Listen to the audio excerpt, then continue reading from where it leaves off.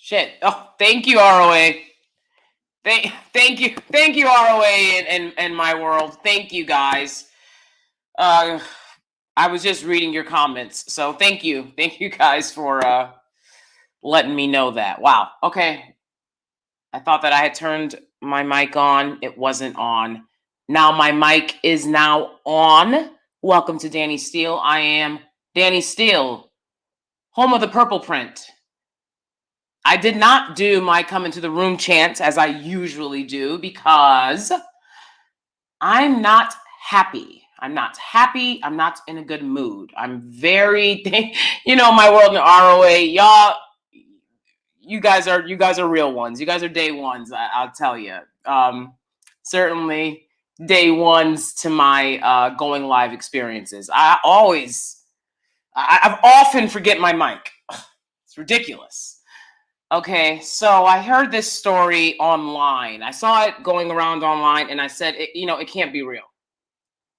I've shared my own experiences with y'all about grooming, and to be honest, I didn't, I try to bring you guys stories that other people don't want to touch, that the mainstream media doesn't want to share, because they're stories about our lives, our lived experiences, and they deserve to be told. But I wasn't going to touch this because when I saw it floating around on Twitter, I thought, oh, it can't be real. And then I saw when Paris Milan dropped a video about it. And I said, holy shit. Jovi Beauty, another YouTuber that I love, also did a video on this. And after I saw their videos, I said, get some strength, get some balls, and address this topic because it cannot stand. We need to draw attention to what grooming is and how frequent it is, how often it happens to young girls, to young women. I want to say the predator's name since he's so proud of himself. Mike Hoaby. Mike Hugabook. Mike Hugabook. He's so proud of what he's done. You big fat fool. Messing around with a 18-year-old girl. You must have did it to get some attention. Here's that shine you wanted, Predator.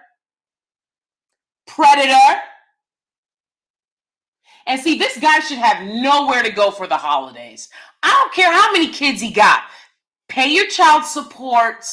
All doors are closed to you. You don't have family.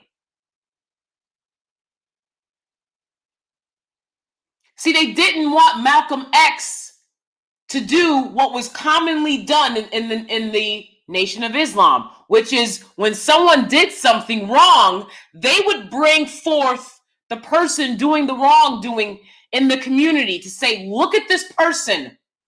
Look how they're destroying themselves and destroying our community. They need to be held accountable. Before everyone, they would bring this person to be atonable. And you know what they were doing? They were bringing forth young girls, the young women that worked in the offices at the time that Malcolm X was alive. They would bring them forth and say, why are you pregnant? Well, why in the hell are they pregnant if they're surrounded by a bunch of God-fearing men who would never? Why in the hell are they pregnant? And Malcolm X wanted to know that. And what he discovered was the heads at the very top. This man was systematically abusing young Black girls and impregnating them and allowing them to be brought forth in front of the community to be judged whilst he sat at the head. Malcolm X was going to expose all of that, and that's why his own got rid of him. Greatest black man that ever lived, Malcolm X. Now, Mike Hood Booger, Mike Hood Booger wants attention. He wants his guy friends to see him and his little girl, his little doll that he's carrying around, talking about something, this my wife. He wants everyone to notice him. So here's that shine, Mike Hood Booger, Mike Hooger Book.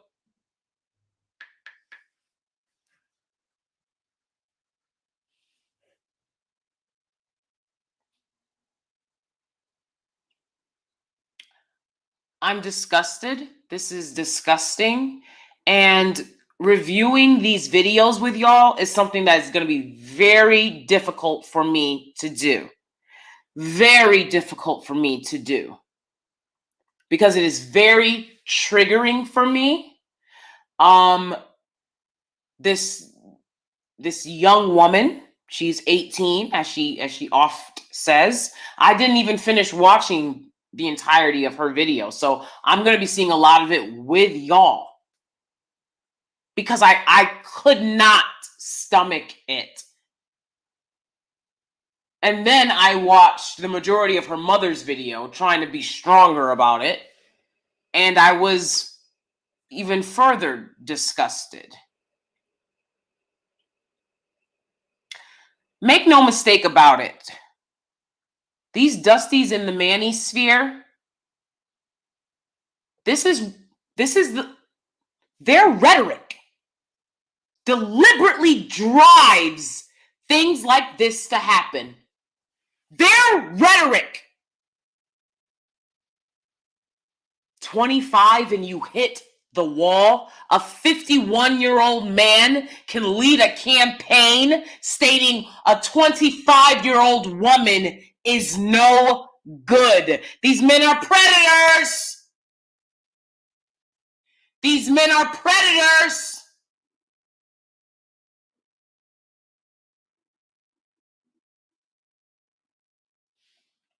I'm gonna read some of y'all comments.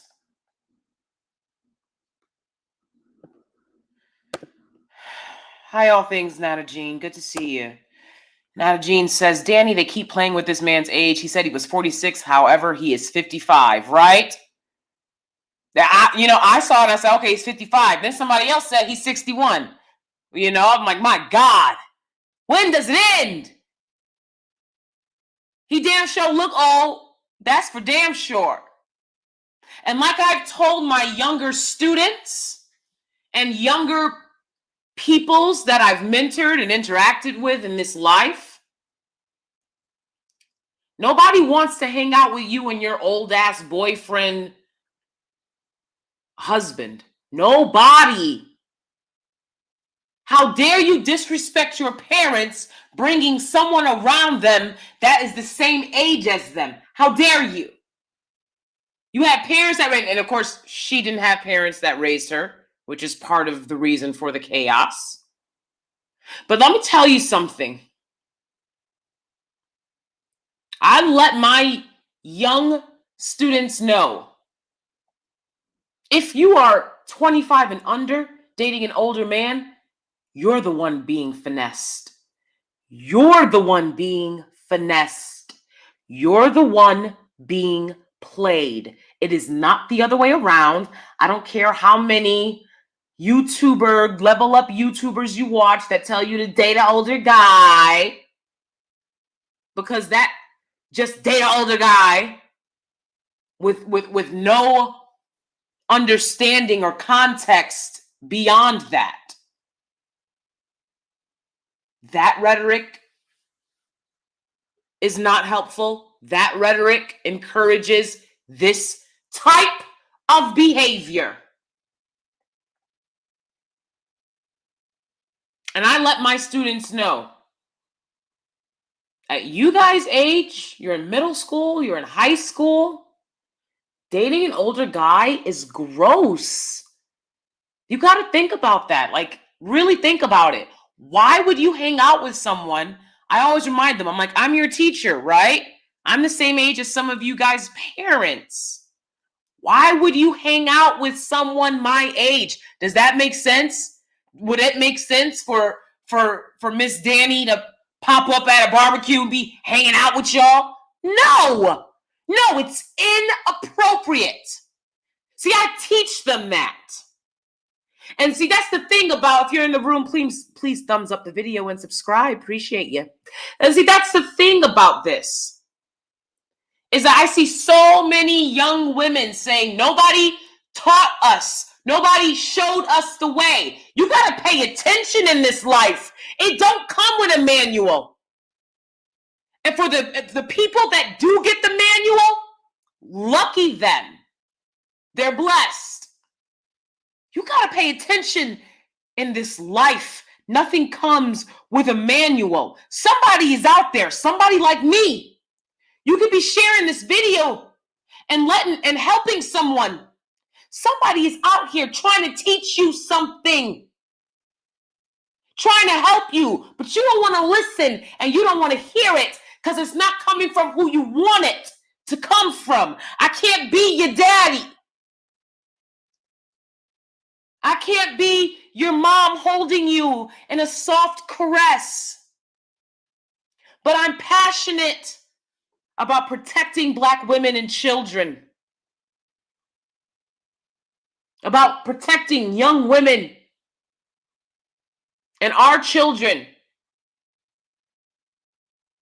And I've been through some things. And I study sociology and I study psychology, and I want to help you out. Stop rejecting the message because it's not coming from who you want it to be coming from. I'm telling you right now in this video, what this man did is wrong. It is grooming.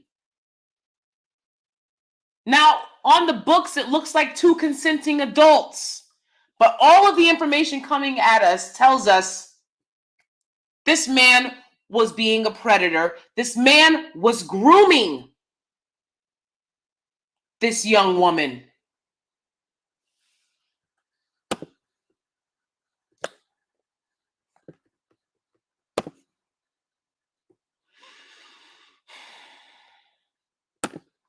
The little teenager had a baby at 16. I believe he is the father. Some people say he might be the father. Some people say it's another guy.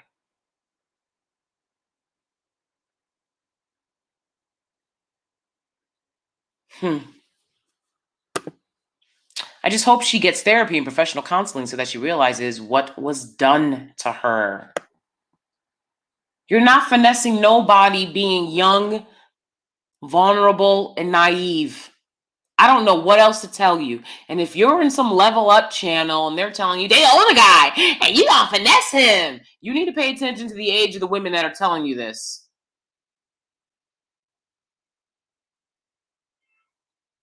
Now, women are more mature than men, but it ain't by that many leaps and bounds. If you're 25 and under and an older man is sexually manipulating you, you're the one being finessed. You're the one being used. You're the one being taken advantage of. I don't care what society or Dusty says about it. I've listened to so many people discuss this. I'm still confused. It's just gross. Absolutely. It's just disgusting. Again, this was very difficult for me to touch, to even look at, because this is what I worked my entire life to get away from. This is what I worked my entire life to avoid. Falling prey to a predator.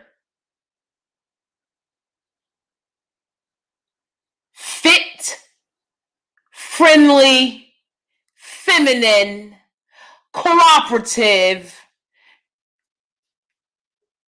Deja looks like she's between a size 2 to 4. And look what they did to her. They prey upon you with the quickness. That's what they have to offer you for being the size they want. Predatory behavior.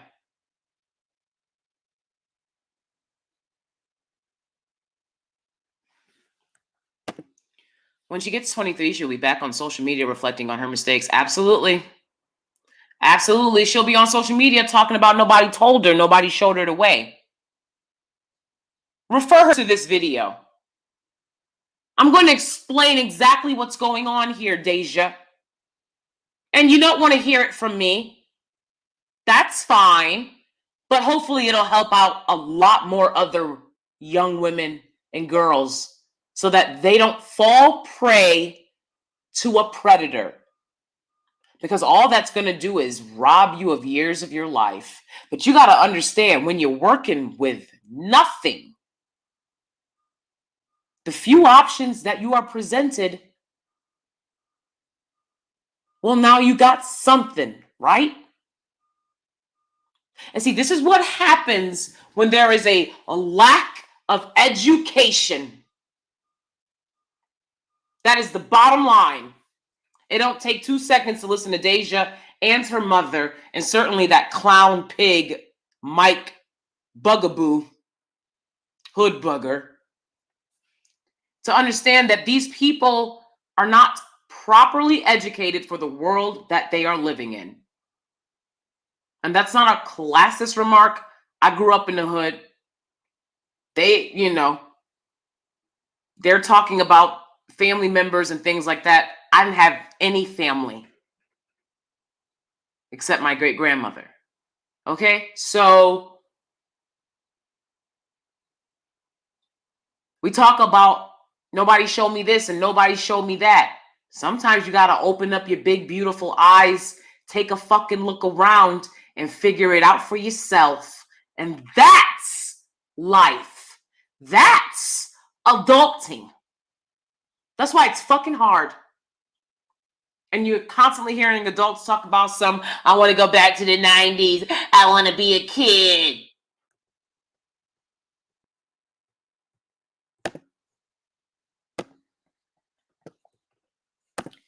I hope she'll be able to reflect, but just see how she's digging in her heels. It's going to take a while. Her healing is up to her. Absolutely.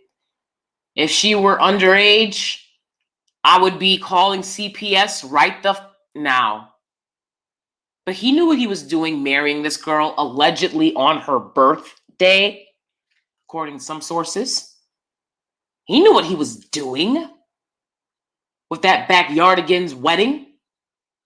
Here with your friends. And they got the nerve to talk about all the money they got and how they class in. They have 4 cars. You ain't got 4 cars. 4 cars and 3 of them in the shop. 4 cars and 3 of them in the junkyard. Stop playing with me. Stop playing with me. Hood girls like to act tough. Y'all, you ain't the only one from the hood, sis.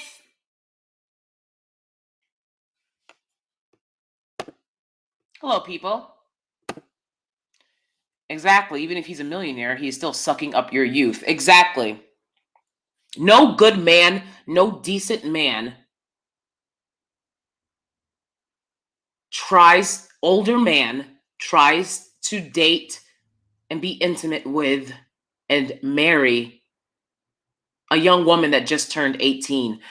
Nonetheless, a young woman that is his goddaughter. Nonetheless, a young woman that he has a baby with her cousin. Nonetheless, a young woman that he slept with her mother. This is a sexual deviant. That's what he is. You don't have a prize, sis. See, a little girl get married and all of a sudden, see, when you marry, you ain't the only one that's married, boo. And some of us marry men that are only 2-3 years older than us, that we went to college with, that we know very well, that don't have criminal records. They don't have prison records. They don't have mugshots. You didn't get a prize, boo.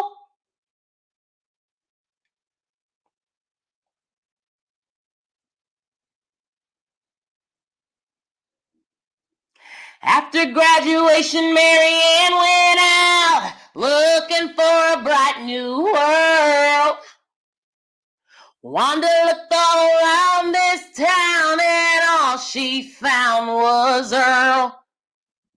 Do you understand? You're Wanda. And all you found was Earl.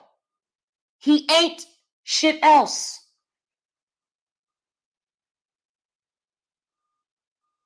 You have no life experience, but you gonna school everybody else because you got that little cubic zirconia ring on.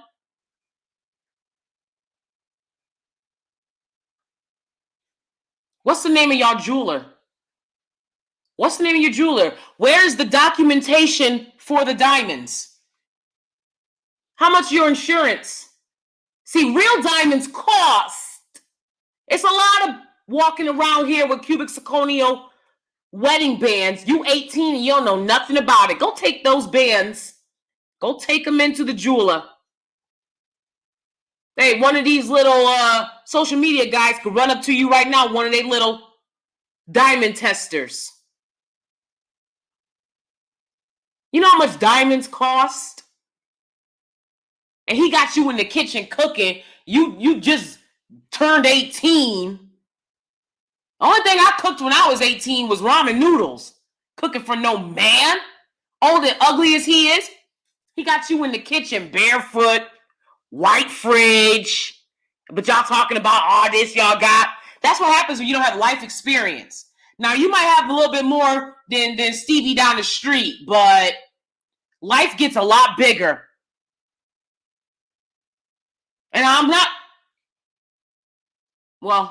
going to clown the situation. I'm going to clown it. Because y'all came out on that like, oh yeah, we showing the world. You showing the world what?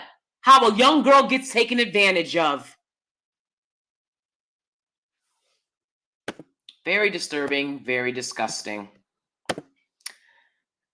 Date doesn't mean sleep with. I hope these girls know the difference. Get your money and go. Okay? But see, when you're young, that man is going to take advantage of that. And again, you don't have the upper hand when you're a young woman. It just is what it is. So for a 51-year-old man in a 3-piece suit to constantly be telling you that 25, which is the age you must become to have full capacity of your brain not even functioning at full capacity till you're 25. At 25, life start looking different. For these men, for these Manny Spheries, these Dusties, to be telling young women that you are somehow less of value because you turned 25, that is a setup. That is a deliberate trap. 25 is when you get some goddamn common sense about this shit. 25 is when you no longer have to feel like I'm doing everything because this guy's telling me. They don't like that. A very convenient number to all of a sudden lose value on.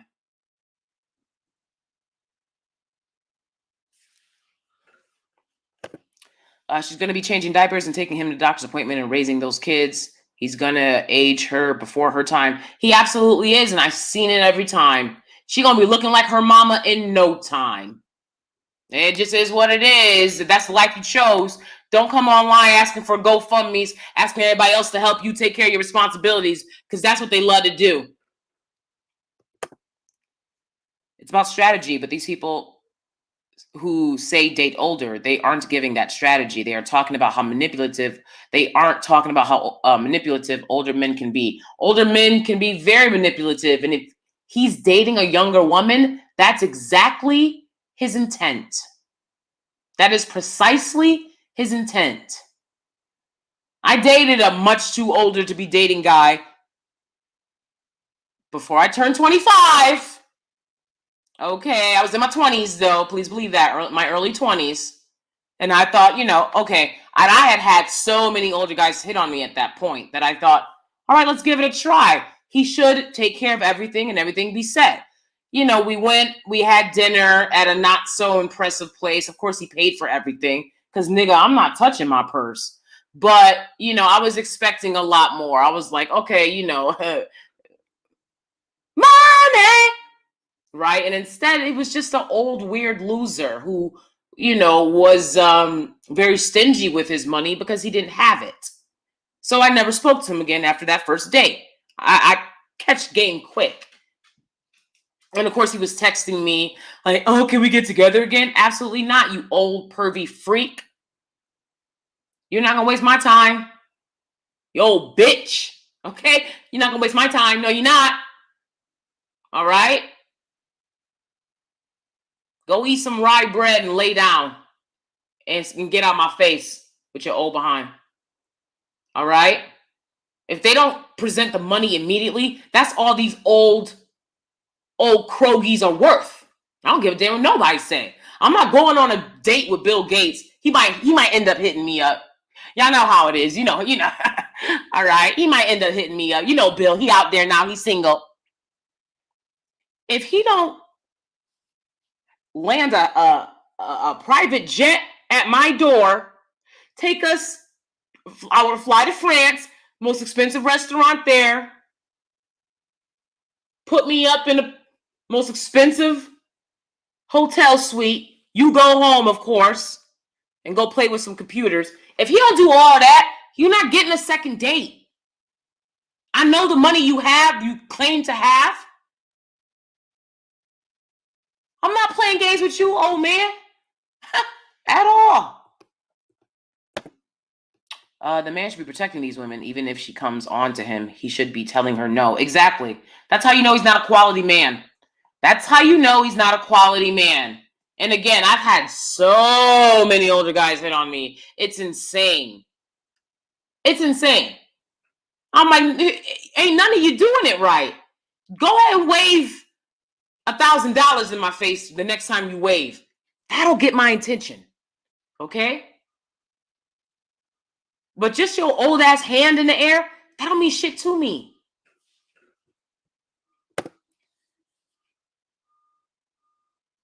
It's funny how I get emails to donate to the LGBT, but never get anything that wants to protect Black women. Yeah, there is no national outcry for how Black women are systematically preyed upon. I mean, we are preyed upon at every level in this life. Absolutely. Hi, Fred DK. She was broken child and he took advantage. Yep. Absolutely.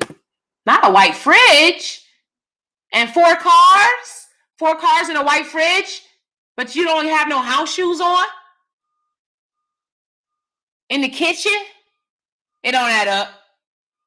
It don't add up.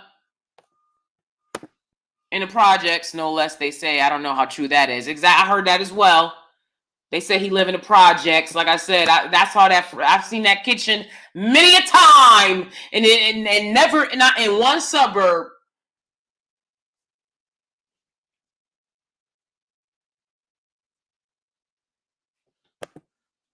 Also, it's important to realize that what these older men are offering is a normal thing to have at their age. So while you might want to finesse them, they are just giving you common things. Exactly. Well, when you're a little girl and, I grew up, you didn't get breakfast. I didn't have lunch money. You didn't get dinner. Every day, I'm struggling to find something to eat.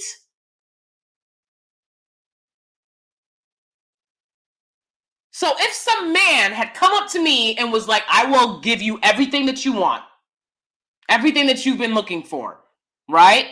That would have been very enticing. That is the whole point.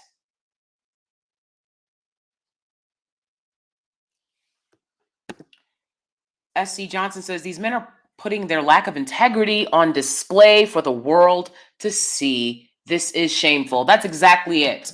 Since he's so proud of it, I'm not going to forego talking about it. I'm going to talk about it too. Since he's so damn proud of it. They're so fucking proud of it, right? It's disgusting. The predators, They're monsters. So I'm going to play basically a kind of response to the audio that Paris Milan posted of them, because shout out to Paris Milan. She blocked out a lot of the offensive words that they used, and I can't find other videos that have done that. So I'm going to play those videos and I'm going to stop and respond to the things that they're saying. But before I do, I want to go over the definition of child grooming. Grooming is when someone builds a relationship, trust, and emotional connection with a child or young person so they can manipulate, exploit, and abuse them. Children and young people who are groomed can be sexually abused, exploited, or trafficked. Anybody can be a groomer, no matter their age, gender, or race. Okay? Again, grooming is when someone builds a relationship, right? So they're actively trying to be in your life. Okay? And I've told you guys before about my great aunt's boyfriend, Tyrone, who tried to groom me. He tried to groom me so that he could see how compliant or not I would be if he tried to take advantage of me sexually. Okay? And what he found out is, nigga, I'ma tell on you. I'ma tell on you. You're gonna be in trouble. Cops are gonna be called. Without a doubt. Don't touch me. That's what he discovered. So he shamed me and isolated me from the rest of my siblings. I was 9 years old. All because my great aunt wanted some ashy eggplant in the house with her. Which is why she'll be dying alone. We talk about people dying alone. I keep telling you, the only people that are going to be dying alone are predators and the mammies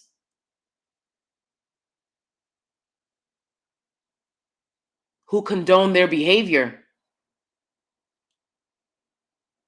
That's it. Those are people that are going to be dying alone. Truly alone. Absolutely, absolutely alone.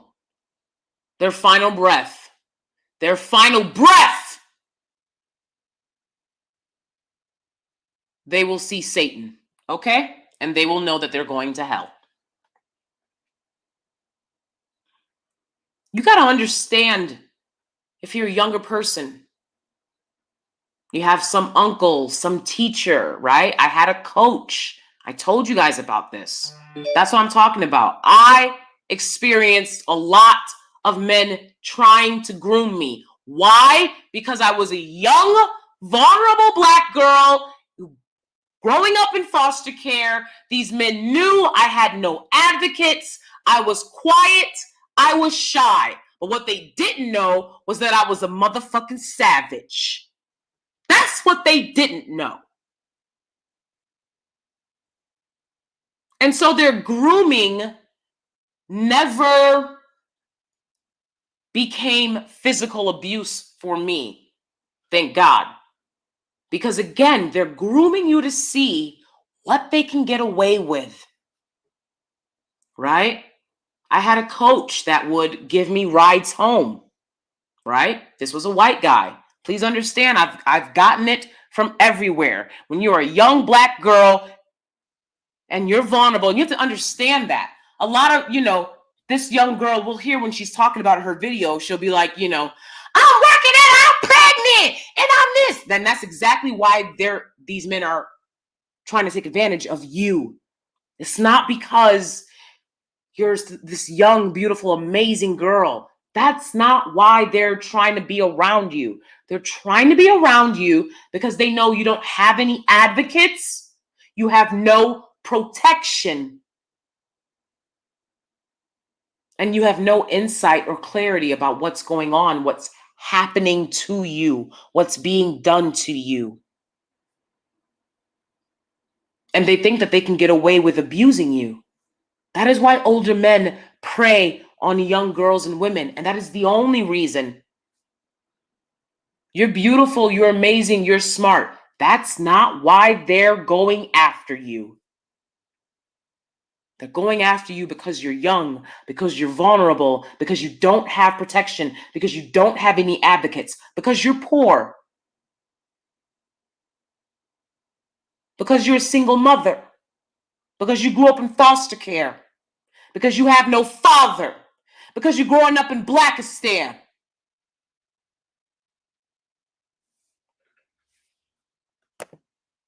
I'm thankful my estranged mother taught me from a young age to speak up if anyone touches me. Absolutely. And I'm going to continue to encourage y'all that. I hope that you, if you don't understand what sexual grooming is, you now have some idea of what that is. And if it happened to you and no one's told you, let me be the first to tell you. I am so sorry that that happened to you. And if some man took advantage of you, preyed upon you, and abused you as a young girl or a young boy, I want to tell you right now, I am so sorry that they did that to you. They were wrong. But again, this is what this dusty manosphere rhetoric condones and promotes. So for you to listen to it on any serious level, you're doing yourself a great disservice. You're doing yourself tremendous harm to normalize the idea that a woman's value goes down at 25.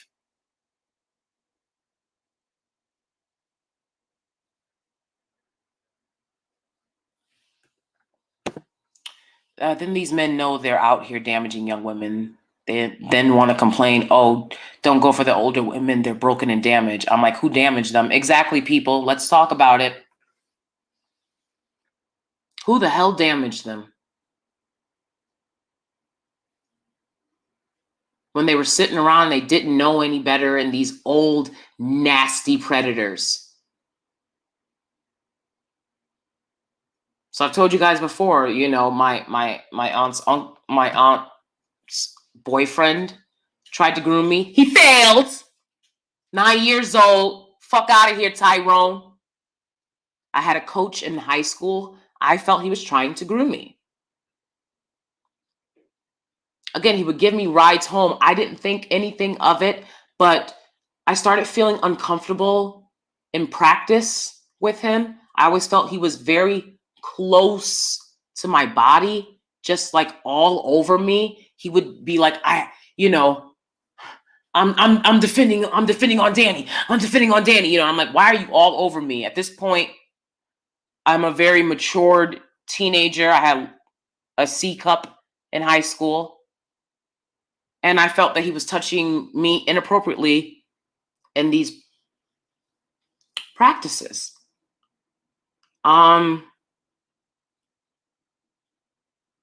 And I told another teacher, a woman teacher, a white woman teacher. And she said to me, she said, that's a very serious allegation, Danie. I said, well, that's why I'm telling you. He's doing it to me and he's doing it to other girls in the practice. We're all uncomfortable. Other girls on the team. Very inappropriate. He stopped at his house one day to allow one of our teammates to use the bathroom. And they were in his house for 20 minutes. Completely inappropriate. At that time, he had stopped trying to groom me because, again, he tried to groom me and it failed. He would, again, drive me home because I was growing up in foster care. I didn't have any parents. When you're in foster care, nobody cares about you. Nobody picks you up from practice. You are in this life alone. So I was very happy to get a ride home from him. And one of my teammates' father saw me getting a ride with him one day. And he comes up to me and he says, "Don't ever get in the car with him again." He said, "You need a ride, I'll take you." I said, "Why?" He's like, "Well, you shouldn't get in the car with another man." I said, "You're another man. I'm getting in the car with you." So I at this point, I didn't understand the message he was trying to tell me, which was he thought that the man was a predator.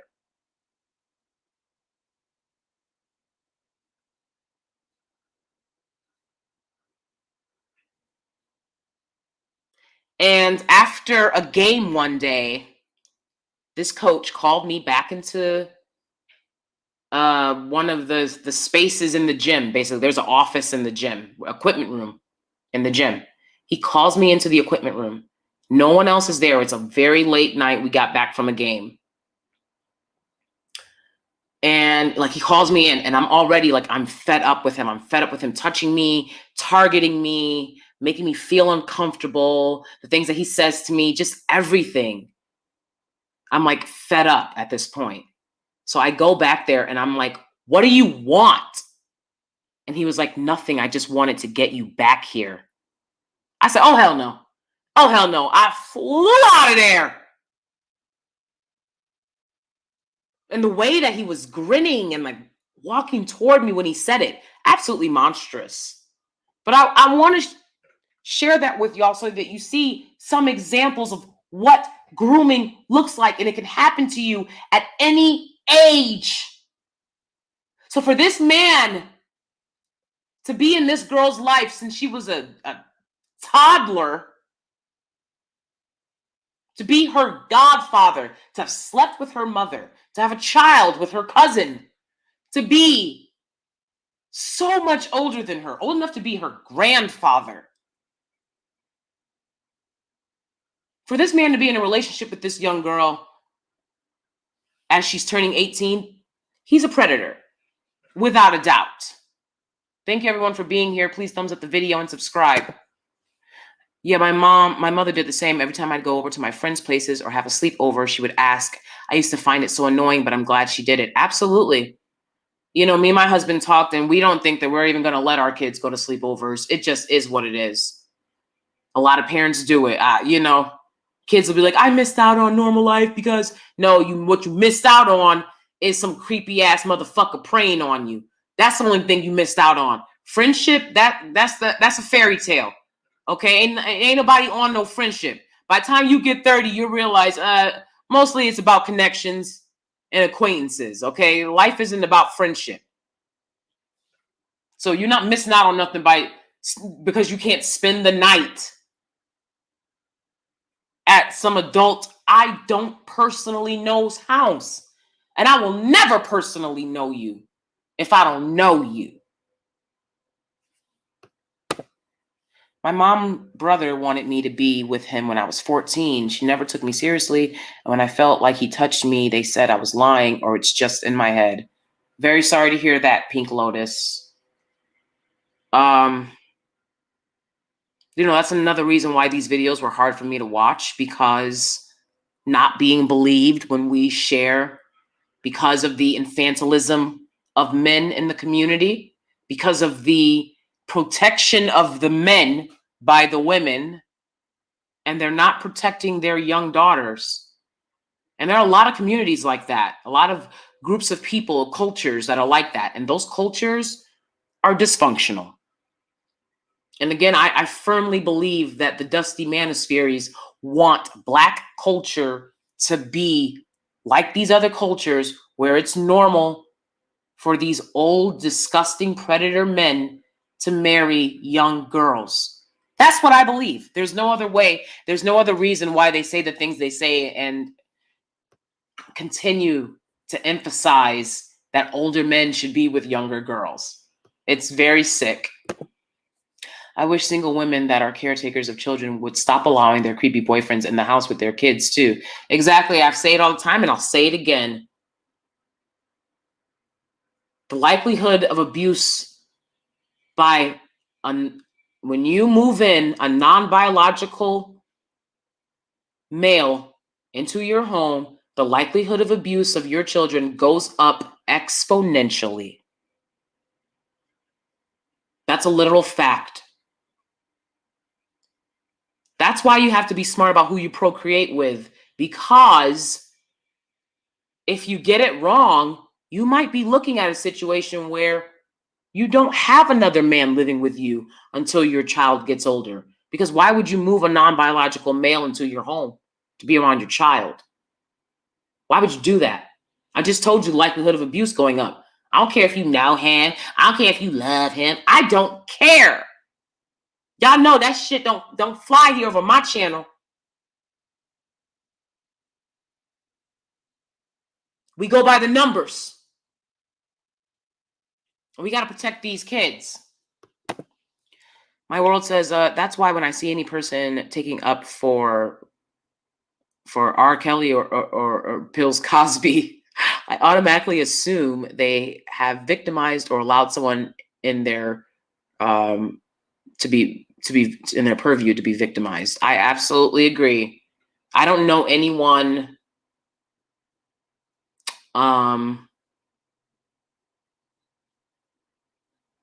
personally that takes up for him, you know, thank God. But when I see it online, that's exactly what I think, my world. Although my mother warned me about sexual touching, she's estranged because her boyfriend hit me. I told on him. But luckily, I had a responsible father to take me. Oh, thank God. Thank God. Thank God. Because research has shown that physical abuse of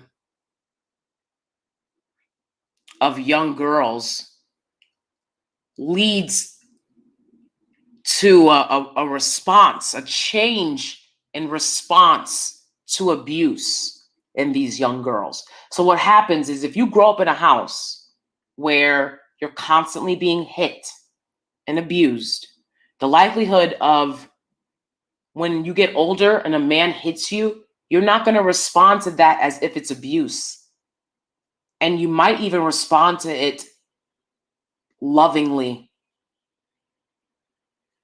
because that's what you thought love was as a child. They are literally changing the way that your brain functions when your mother or any other man or woman abuses you. They're literally changing the way your brain functions. And they deserve to pay for that. All right, I'm going to go into this video. We'll see how much I can get through and we can get through, and we'll try to get through it. My God. All right, like I said, I'm going to stop and say some things in response to what she's saying. I got a lot of family from the South, but we're not really from Florida. So the Florida country accents are a little difficult on me. So I might not understand completely what's being said. We'll see. Like I said, I'm hearing a lot of this for the first time because it was very hard for me to get through the first time I heard it. This is dysfunction. I'm gonna play the tape. And she was telling me that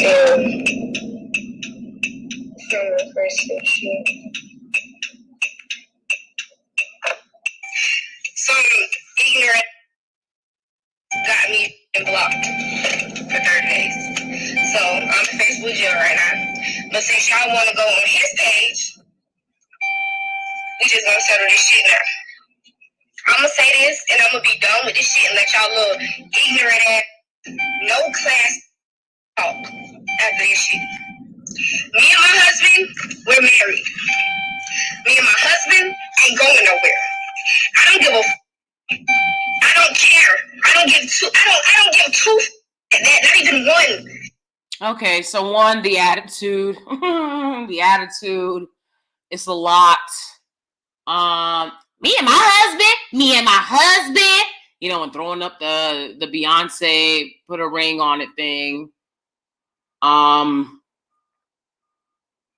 It's like, girl, sit back and just, you know what I'm saying, like, don't try to grow up too fast. I know it's not gonna be easy for you because now you have a child and you're married, and you actually have three stepkids apparently as well, one of whom is your cousin.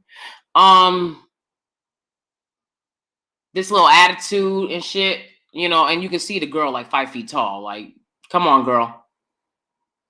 Why are you acting big and brolic? And the reason she's acting big and brolic is because she feels unsafe. She knows that this relationship is ridiculous, and so does he. That's why they're so hyped and pressed about people's response to it. Because if they didn't think that there was anything wrong with it, you know, people would come to me and be like, why are you in an interracial relationship? I'm like, I don't have to answer anything to you. You're a random stranger. You're mind your business. I'm gonna live my life.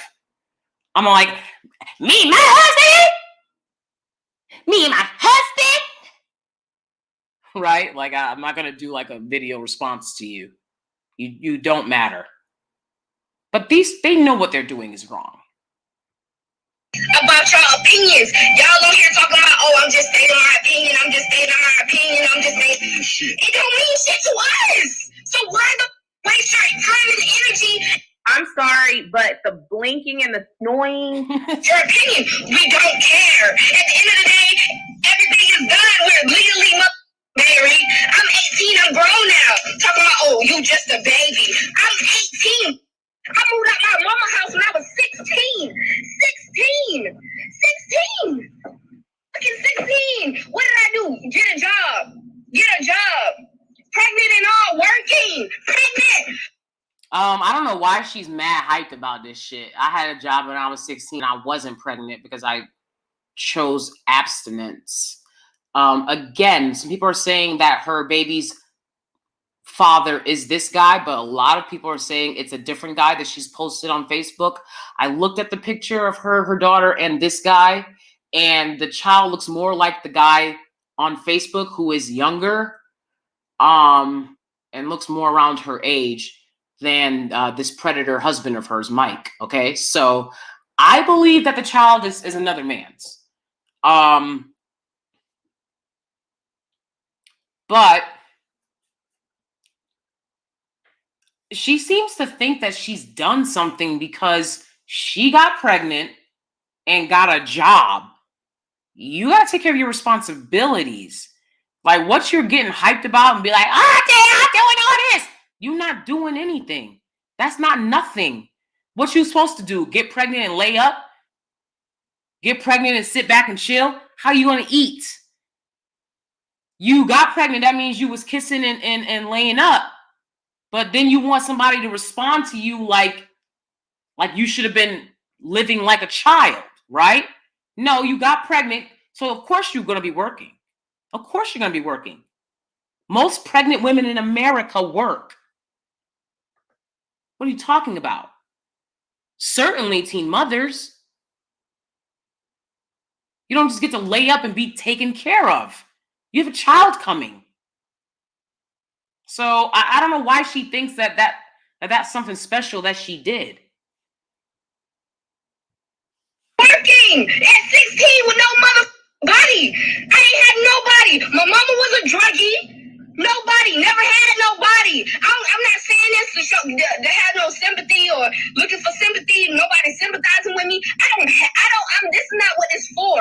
I'm just letting y'all know that I don't give a fuck about y'all opinions. It don't mean shit to me. It don't, because at the end of the day, everybody have a life to live. Okay, so what? He's 46, not 50. Thank you. He's 46. Half of y'all mother. Wrong. Wrong. Everybody say he ain't no 46. He look old as hell. He look old as hell. Let's start there. Probably half of y'all peoples. Probably mammies. And you got y'all daddies mad, and some of y'all mother mad at him because he on his shit and we both on our shit. And why does she think that they're on their You're in a predatory relationship with somebody old enough to be your grandfather. He got a bunch of other kids out of wedlock, one of whom is your cousin. How's that being on your ish? She has nothing else to do and focus on but being a wife and a mother to 4 kids, and you're 18 years old. You're already at a significant disadvantage, dear. You are at a significant disadvantage at this point.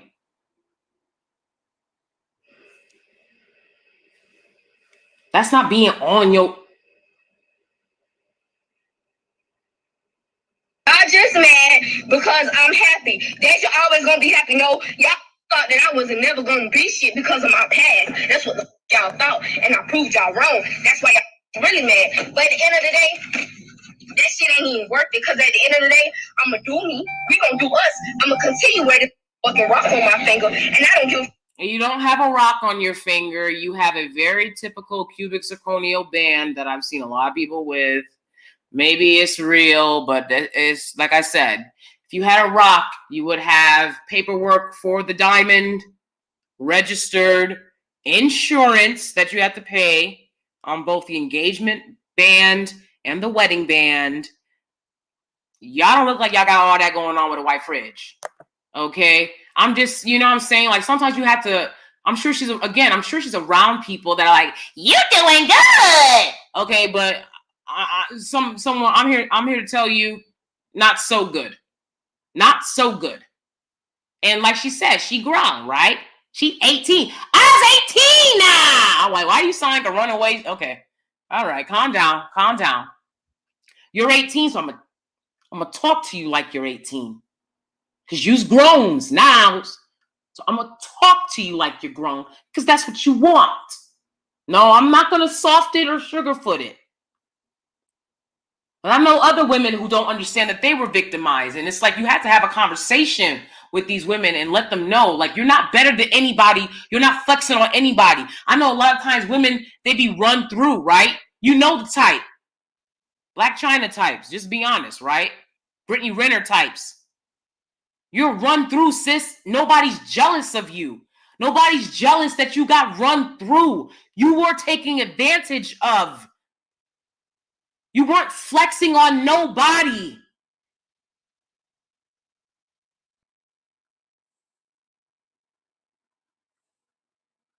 And he asked me to sleep with him. They ask everyone to sleep with them. This man that you're married to is a sexual deviant with a prison record. You ended up with Earl.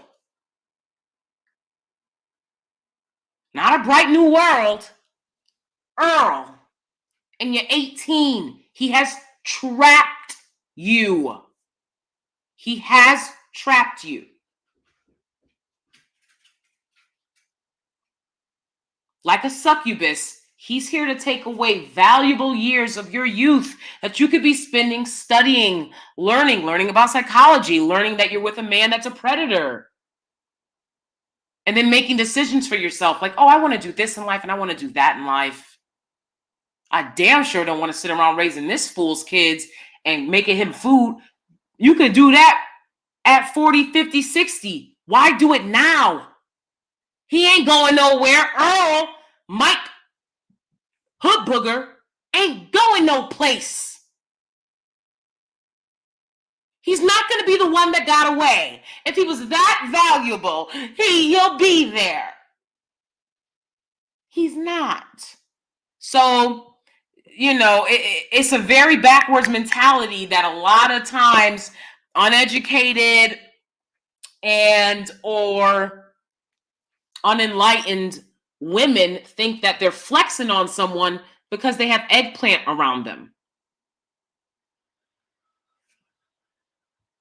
I just gotta say, I don't. Because at the end of the day, I'm gonna live my life. I'm going to live my life to the fullest. We only have one life, and that's what y'all fail to realize. Wake the fuck up. How about that? Wake the fuck up. And I don't give a fuck about all that laughing at, because at the end of the day, y'all retarded. Y'all ignorant in the mind. Y'all ignorant for y'all to say, oh, you young and this and that. Okay, yeah, I'm young. So why would I want to be, just because I'm young, why would I want to be with a, if I got, my mind is more mature than being with a motherfucking young, why would I want to be with a young, and he want to lay and play? He don't know, like you said, like y'all said, how I'm young and my mind ain't open all the way. Okay, well, a young is even worse than a young female. Why do you think that I want to sit around and be with a young that want to the people and don't got his mind made up, don't know what he want, don't want to commit, don't want to get out his mama house, don't want to do that? Why the I want that? That's not what I want. I don't want that. I want to be with a know what the fuck he want in life. I want to be with stacked up his bread. Of course he knows what he wants in life. He wants to live. I mean, the man is severely obese, and we're in a pandemic where, you know, the comorbidity that he's got going on, it's lights out. So I'm sure he just wants to live. At this point, I'm sure he knows what he wants. Most young men don't even care about living. Well, the ones that you would be playing around with.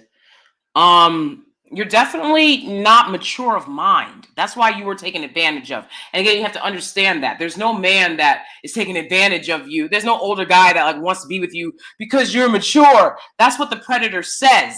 If he wanted a woman for being mature, he'd be with a woman his age. It's precisely because you are immature that you have been preyed upon, sis. But you's 18s now, so I'm gonna give it to you like the adult that you are.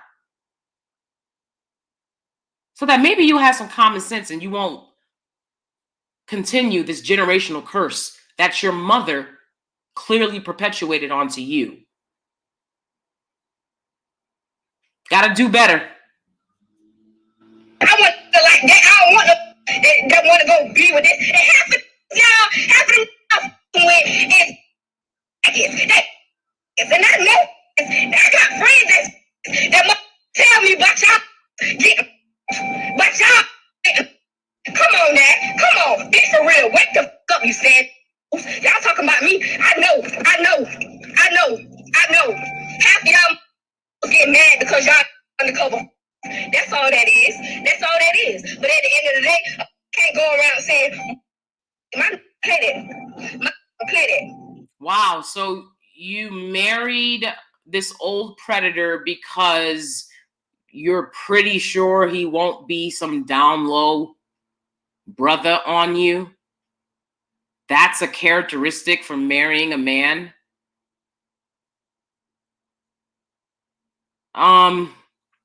Again, this is what happens when you don't make education the emphasis as a culture, okay? All of these people are suffering from a lack of education. The more you know, the more prepared you are for life. The little that I knew when I was growing up, I knew that the way that older men should never be around me. And that if they're not, you know what I'm saying? Like I didn't have a daddy. So older men should not be around me. I knew that. I knew that because my friends' parents would tell me things, and just interacting with other kids, and you talk to them and you hear what's normal for them. That's how I realized, oh, it's not normal to not have any food and to have a bunch of drug addicts in the house and to be getting whooped every day for no reason, right? But this young girl, Deja, it's very clear that she has a very limited worldview. She hasn't been anywhere. The only place she's been is in the hood that she was raised in. And it breaks my heart. She says people were laughing. I've done nothing but cry listening to this story. I'll be honest with you. I had to sit back and cry before I was able to get on and talk about it with you because it breaks my heart. You have a very tragic story, but it happens often. And because your predator husband is so unapologetic about it, we're going to use this as an example for warning so that other young girls and women don't have to go down the path that you had to go down.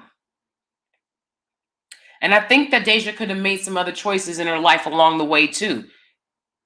She's 18, like she said, I'm 18. Didn't have to marry this old predator with a bunch of kids, but she chose to because she doesn't have any other options. She's talking about, what am I going to do with some young guy in? Why are you thinking about guy? Take your ass to class. You need to be going to college. You need to go to school. You need to figure out what it is that's going to make you a valuable member of society. You need to figure out what inspires you, what motivates you. It's not going to be another person, ever. A simple psychology lesson will teach you that. It cannot be another person.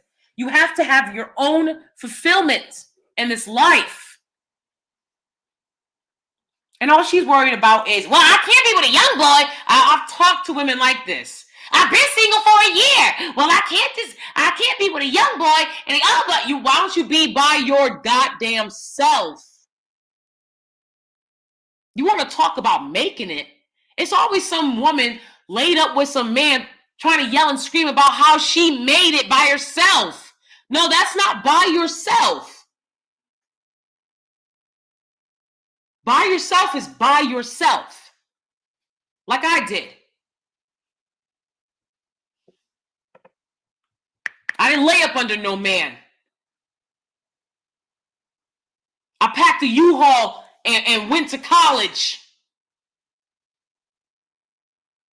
The first time I went to college,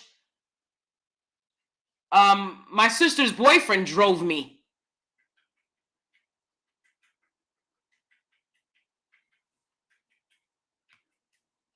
Look at my stuff, bitch. For real. Penny bread. We can own the whole mother. We can own half of the. We can own. Cat, y'all ain't got no bread, y'all ain't got no money, so your wedding. Again, this is what happens when you are an adult for a day. Okay?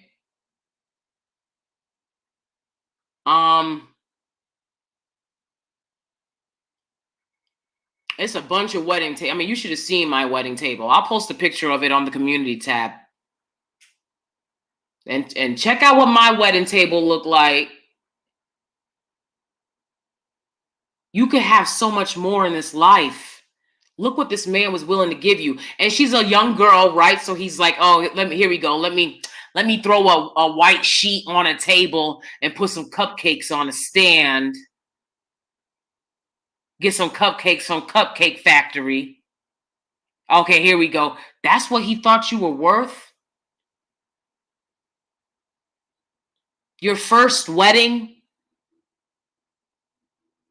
His big old stomach looking like the third guest?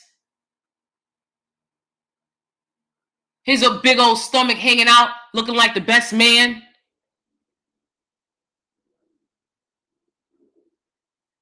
Ain't nobody jealous of that, sis. Hey, you got what you got.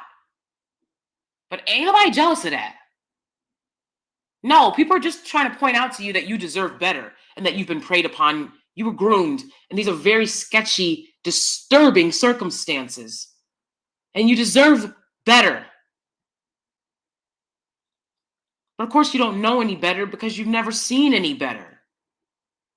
So people are trying to tell you, again, stop the whole nobody told us. Y'all don't want to hear it from nobody, but from who y'all want to hear it from. That's the problem. I had to hear life lessons from teachers who didn't give a damn about me, or a friend's parent who didn't really care about me either. Maybe they were just trying to help their kid. Maybe they were trying to shade me. But I had to learn life lessons that way. I didn't just ignore what these people said and then said, nobody taught me nothing, so that's why I went out and made a bunch of mistakes. Excuses. Excuses are tools of the weak. You got to take your own life into your own hands. You recognize predatory grooming behavior, you stop it in its tracks. I don't know if she had the mental capacity to do that. I'll be honest. We ain't got time for that. We don't. I don't even fuck with nobody. I don't even fuck with nobody. For y'all to come like, okay, y'all always claim, oh girl, you that in. At least I got the balls to say I am. At least I got the balls to say I am. Yeah, I don't fuck people. And I got the balls. That's all that matters. Okay, I have the balls as well. I too have people. Okay? Like, why does she think that this rant, like natural that everybody does? She's sitting up there, and I got up this morning. I put my own shoes on. I wipe my own. Okay, she says, sis, everybody, that ain't shit. That ain't shit.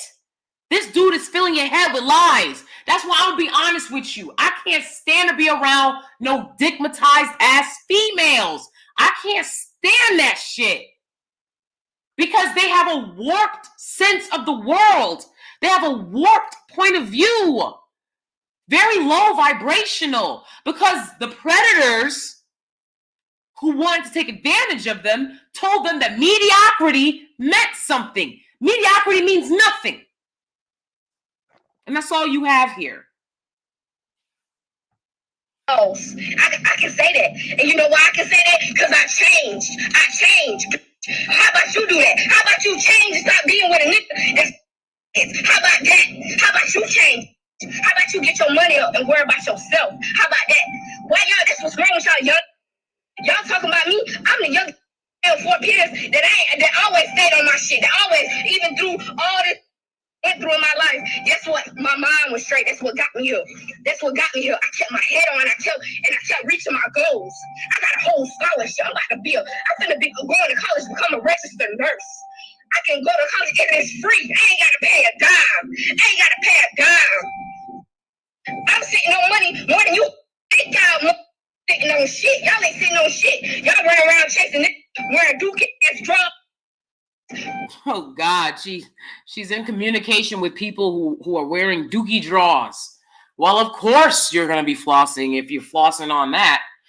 I think that maybe she got, some financial aid numbers coming in and she's feeling herself. That's not your money.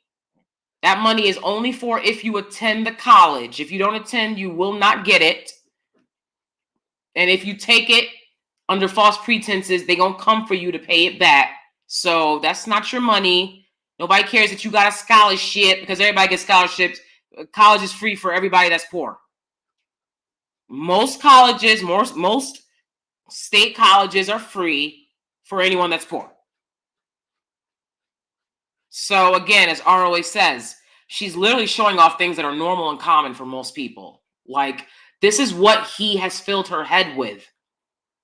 This idea that him giving her food and shelter means she's better than someone. A lot of people have food and shelter, dear.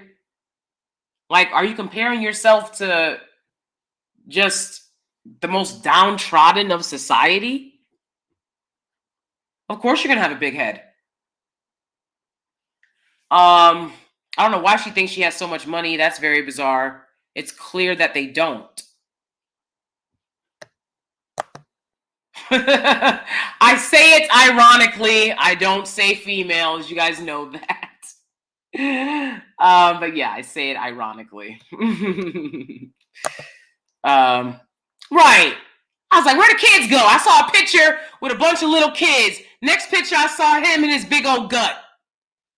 You better not eating those kids, little nigga. Big ass. That nasty ass, you know what I'm saying?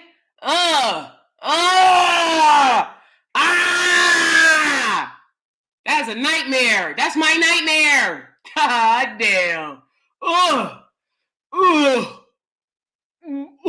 Like, and you know he smell. Reminds me of all this needing to be in relationship instead of working on self. Yeah? Yeah. Yeah. Exactly. Exactly. Red pill, same talking points, right? Relationship. And what am I gonna do with a man? And the other men don't want to do this. He want to do that. What do you want to do? Who are you? What are your goals? How are you gonna be about all that talk you got, sis? How are you gonna make your dreams come to fruition? This man isn't interested in making your dreams come true. He's interested in making his dreams come true. His dreams of being a disgusting predator that has an 18-year-old cooking his meals. I mean, just absolute gutter ball. It's disgusting. Kids. I ain't never gonna be one of you. Never. That's what y'all mother. At the end of the day, I ain't even worried about that shit because ain't gonna step to me. In the store, y'all know I'm in Fort Pierce is small for y'all about me. Y'all see me and my husband. Why the y'all don't say nothing? Because y'all ain't got the balls. Y'all know I step on one of you. It's real, bro. I step on one of you. I know that. So don't even do all that internet rapping y'all got going on and saying y'all opinions. Y'all know y'all ain't gonna come to me for real like that. Y'all already know that. Y'all already know that. And I don't even come out of character unless a with me. And this shit right here, it ain't me. But at the same time, y'all coming at me sideways and disrespecting me and mine. But at the same time, Fort Pierce ain't no big city, bro. What it do, cuz? What it do? It ain't no big city. It ain't no big city. Y'all be riding around. Y'all see all these nice cars. And no, he got his own keys. He got his own keys to all four of the cars. He's 55. All four of his, I got all four of mine. I don't need to drive around nobody's shit that ain't never been me. I don't need that. I got a license, he got a license. Some of y'all ain't got that. Some of y'all be riding around the rental cars for the weekend, trying to figure out what the I gonna do in a company car. This shit, we own this shit. We own this. Y'all mad because y'all see us on that shit. Apply us instead of trying to talk bad about us when y'all ain't even got your shit right. Applaud us. Down to us because that's what y'all need to do. Bow down. Kiss the rain. That's what y'all need. She got her cubic zirconia trying to tell us to kiss the ring. Lord. Stop letting these predators fill your head with lies. Ain't on that shit. Y'all go mad and jealous because y'all ain't got the shit. And at the end of the day, y'all can't stand to see nobody happy. That's what's wrong with y'all. Y'all can't stand to see nobody happy. If this is happy, I'll be miserable. If this is happy, I'll try something else. You are not happy. You are not happy.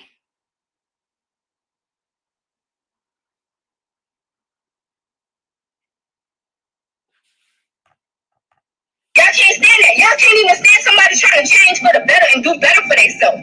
Y'all can't stand that. Y'all want. You should have been proud of me. Y'all you know where I come from. Exactly.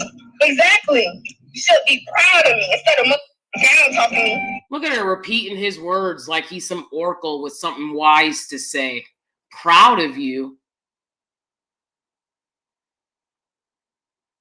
Absolutely not. This is not a good look. This man is playing you in front of all these people. See, he knew when he was going to marry you. That's why he's looking sheepish and stupid in the wedding pictures. And you looking like a happy clown. And he's looking sheepish and stupid, also like a clown. Because he knew that he's got you out here looking like a fool, sis. These predators understand that. That's why they always want to be in the car or be in the crib. Or you notice that they won't be taking you out to dinners. That's why he got you in the house cooking. They always want you isolated and away from people because they don't want anyone to comment on how ridiculous y'all look. How ridiculous your union looks to other people. Now, if this was a 30-year-old woman with a 70-year-old guy, I wouldn't even be having this conversation. 18. Just turned 18. It's unacceptable. Damn talking. Y'all wonder why all y'all black people keep getting killed. Y'all wonder why y'all start trying to compete with each other. All of us black people trying to compete with each other. Then you got to cops each other because they think we wild rabbit ass animals. Y'all need to wake the fuck up, man. Y'all need to wake up. Y'all need to wake up, man. For real. Yeah. Talking about, I'ma put his whole family in a casket. I'ma put his whole family casket up to me. Boy, you don't know who my husband is. Go look him up. You don't know him. Because if y'all know Mike Huckable, if y'all know him, y'all know to stay away. That's what y'all know. But see, you got some young guys that want to try you until you snap. And I will absolutely be staying far, far away from anyone that behaves like you and your husband, without a doubt. Again, this is the stuff that I ran away from in the hood. This is the stuff that I worked my ass off in school so that I never had to be around again. This type of vitriol, this type of dysfunction. Haroe says, Paris also made the point that he married her so that if she realizes her trauma, she won't be able to press charges on him. Absolutely. Absolutely. Too many weirdos in this world. Yep. Shit happened, then want to get scared, shaking out y'all boots. No, that's what y'all wanted. Y'all asked for. Then y'all want to run to the police. Shit, that shit sad. Shit sad. Keep on. Y'all get what y'all looking for. At the end of the day, y'all opinions don't matter. You know why? Because at the end of the day, I'm going to be with my husband no matter what y'all say. No matter how many opinions are down his timeline and mine, it doesn't matter. We're still going to be together, so y'all can keep being mad, keep saying what y'all want to say. At the end of the day, like I said, this all started from a post about me saying that half of y'all. You know they're very dysfunctional because that beeping sound is continuously going off in the car. She doesn't have her seatbelt on. Your mother just got married. Happiest time of your life. You should be so happy. And you're not wearing your seatbelt and you have this constant beeping. But you can't hear it because your mind is full of chaos. That's just like the crazies who allow their fire alarm, smoke detector alarm to beep in their house.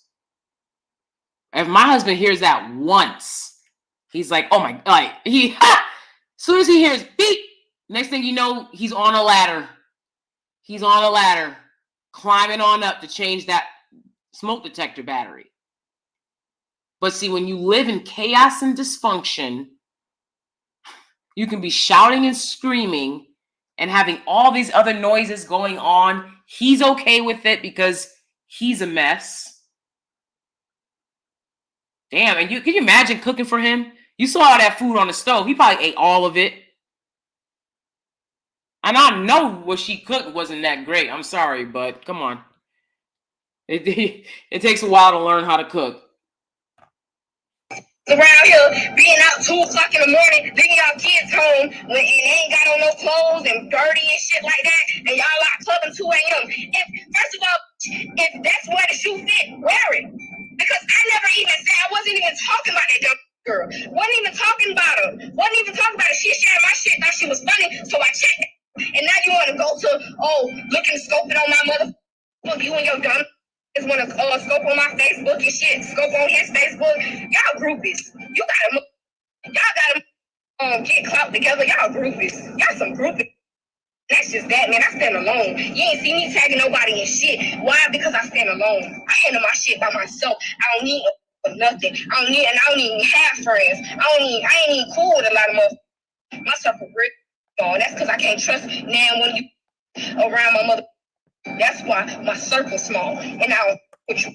So at the end of the day, I don't give a fuck what y'all gotta say because I'm gonna be one husband regardless of the situation. So y'all can kiss out respectfully because we don't care. We still gonna do us, live our life, and that's it. Because y'all just, it's just jealousy at this point. Yeah, man, this shit is like y'all gotta do better than this. Y'all have to do better. Y'all have to do better. I mean, for y'all to say clean, y'all got it like that, and y'all working and doing this, and y'all ain't got shit going for yourself. Y'all gotta sit up here and waste y'all time and looking on our pages and looking at every detail in a picture on every picture in our shit. Y'all have no life. Y'all have no life. Y'all have no life at all. You have to sit up there and try to do all that shit and scoping on our shit. Y'all ain't got no life. Y'all don't have no job. Y'all don't have no job. Come on, baby. Let me just put y'all on to a job. Because y'all don't have one. Y'all don't. While I'm sitting up here living my best life, I'm getting fat because I'm getting fat. I don't care about what y'all got going on. I don't. I'm happy. Yeah, I live in some shit that happened in the past, and my past was horrible, but at the same time, I done changed. I am not that old Deja. I am a new Deja. I am not that old Deja. I have changed. Not for nobody else. For me. For fuck man in the pitch for my bro. What's the point of y'all saying all that, talking about, that's nasty, he a predator and stuff like that? Okay, he ain't with y'all. So what? Y'all just mad because half of y'all members be in his inbox, and now y'all mad because y'all trying to get that from y'all members because y'all members, he done put y'all members in the place of got y'all, half y'all members and ran through. That's y'all members, but Mike Huckable is mad. Y'all mad. So funny. This shit is funny, man. Shit is really sad. Like, y'all, man. I wouldn't even waste my energy on them little dumb girls, man. I wouldn't even waste my energy. It's sad. Like, that shit is so crazy, though. Y'all is really sad, and it shows how much. What gotta be said, baby? Oh, press. Y'all is press. And I know some of y'all on here trying to fucking take sides and talk. Yeah, I don't give a y'all. Y'all can shut the fuck up, y'all too. Anyways, like I was saying, yeah, y'all said your mammies and shit done got back. Now y'all mad. Oh yeah, she should be. Somebody, she said, wait, 46. Yeah, he just turned 46 yesterday. That's a lie. Not one of you older or younger been with him have done anything for him. And that's why he loved me so much, because I'm a genuine person and I'm real about mine. And I do whatever. I don't give a. At the end of the day, I jump in front of a bullet for this. I don't care what y'all got going on. At the end of the day, that's what happens when people see you happy. That's what happens. But you know what? You got to be that strong woman. He got to be that strong man. He got to be that. I got to be that. In order for us to work through all this shit here, what y'all saying. But this shit ain't going to make me or break me. It ain't going to make him or break him. Because at the end of the day, we're going to be together whether y'all like it or not. At the end of the day, I've been grown since I was 16, getting a job, taking care of my child by myself.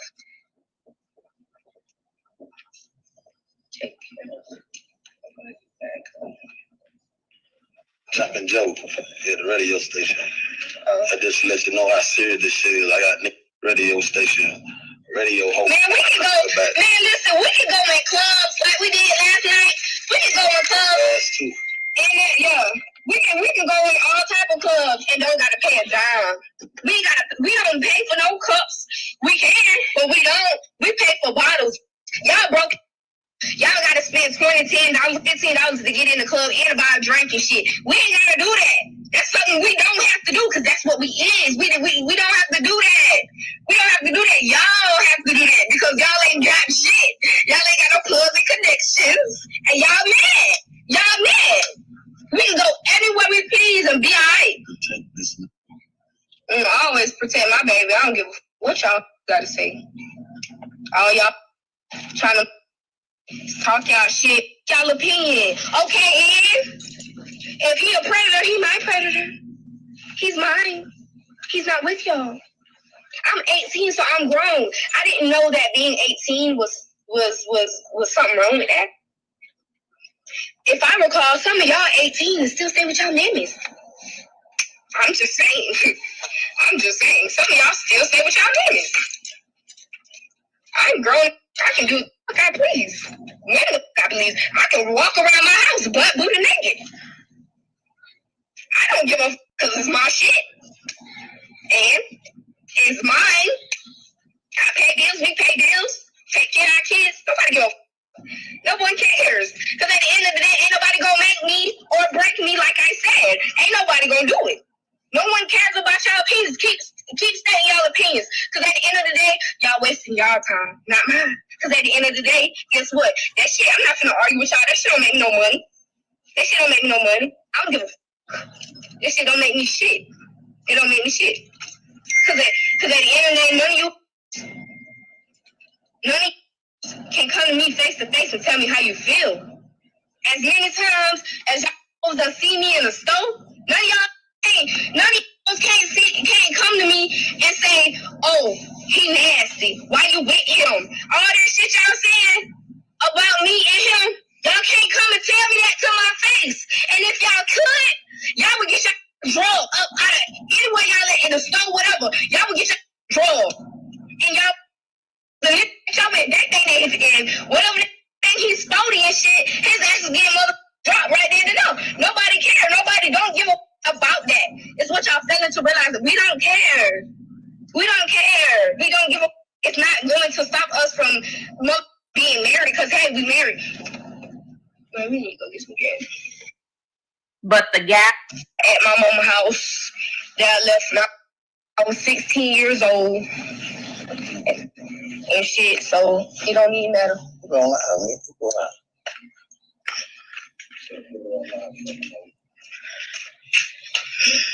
Y'all look, because last night, nigga, my lashes off. Hey, kiddos!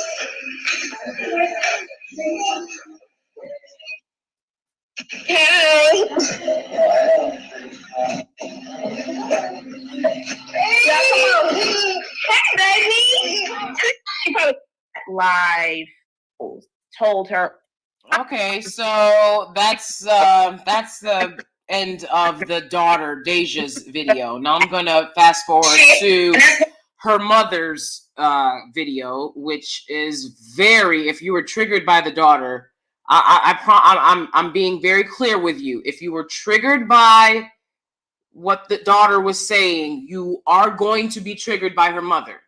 So I want to make you guys aware of that now. Because again, as I told you guys, I literally cried after I watched her mother's video because I realized that's where she got her behavior from. That's where she got her mentality from. This is a generational curse that was placed upon her. And it's very sad. It makes me very angry that we still have to deal with this type of dysfunction in our communities. That our young girls have to pay the price of this dysfunction. Infuriates me. So I'm going to read you guys' comments and then I'm going to play her mom's video and then we'll head on out. It sounds, she sounds like she doesn't know better. This is why stability is so important. Absolutely. This is why men need to stay and raise their children and not allow their little nasty, dusty predator friends to be in and out of the home doing God knows what with their little girls. Men, women, stop leaving your children. Shaking my head. Stop leaving them to defend themselves in this world. Absolutely. Absolutely. She's over-explaining because she's broken. Absolutely. Absolutely. It's heartbreaking to watch her try to scramble and find words to justify falling prey to this predator. That's the only way that I can explain it. I wouldn't, if I was a member of her family, I would not have attended that wedding because I would not show support. It don't look like nobody was there but them and the kids anyways. I would not show support for these types of unions. And that is why I share this video. I don't think that there's anything that can currently be done for this young woman. Okay, I don't. She is determined to be in this relationship.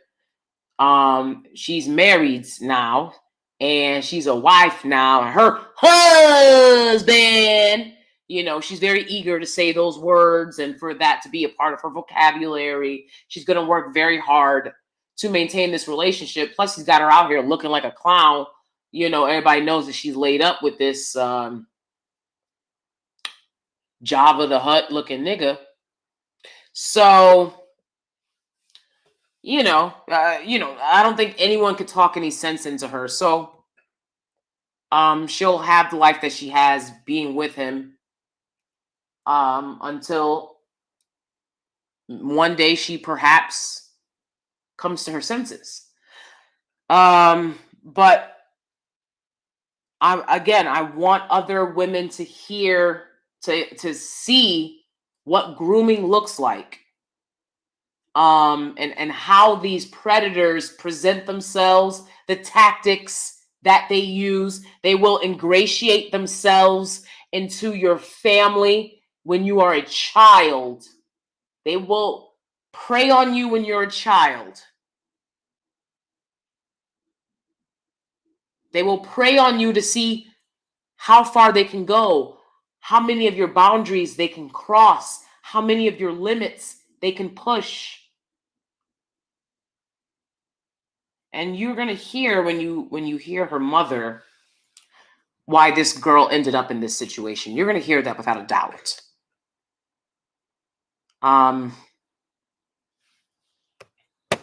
He has her thinking that she wants something. Come on now. Like, girl, what are you doing? What are you talking about? You're in the dust. The dust has got you now. The dust has got you now. You're lost in the dust. That's all that's happened here. She talking about bottles. And y'all can't get in the club and you get a bottle. I eat at Michelin star restaurants. I'm not really interested in, and yeah, we order bottles. We order bottles, yeah. He's doing what a predator does best, manipulation. Absolutely. You hear him whispering things to her throughout the video, right? Like just sounding like some big fat devil that he is, right? I can barely discern what he's saying, but she can discern, and she immediately repeats what he says, right? Yeah, because y'all hating on us. Yeah, and you're jealous. I'm like, oh my God, girl, grow up. Oh Lord, stop the presses. She'll jump in front of a bullet for him. Definitely a male identified. Yep, through and through. I wouldn't waste my time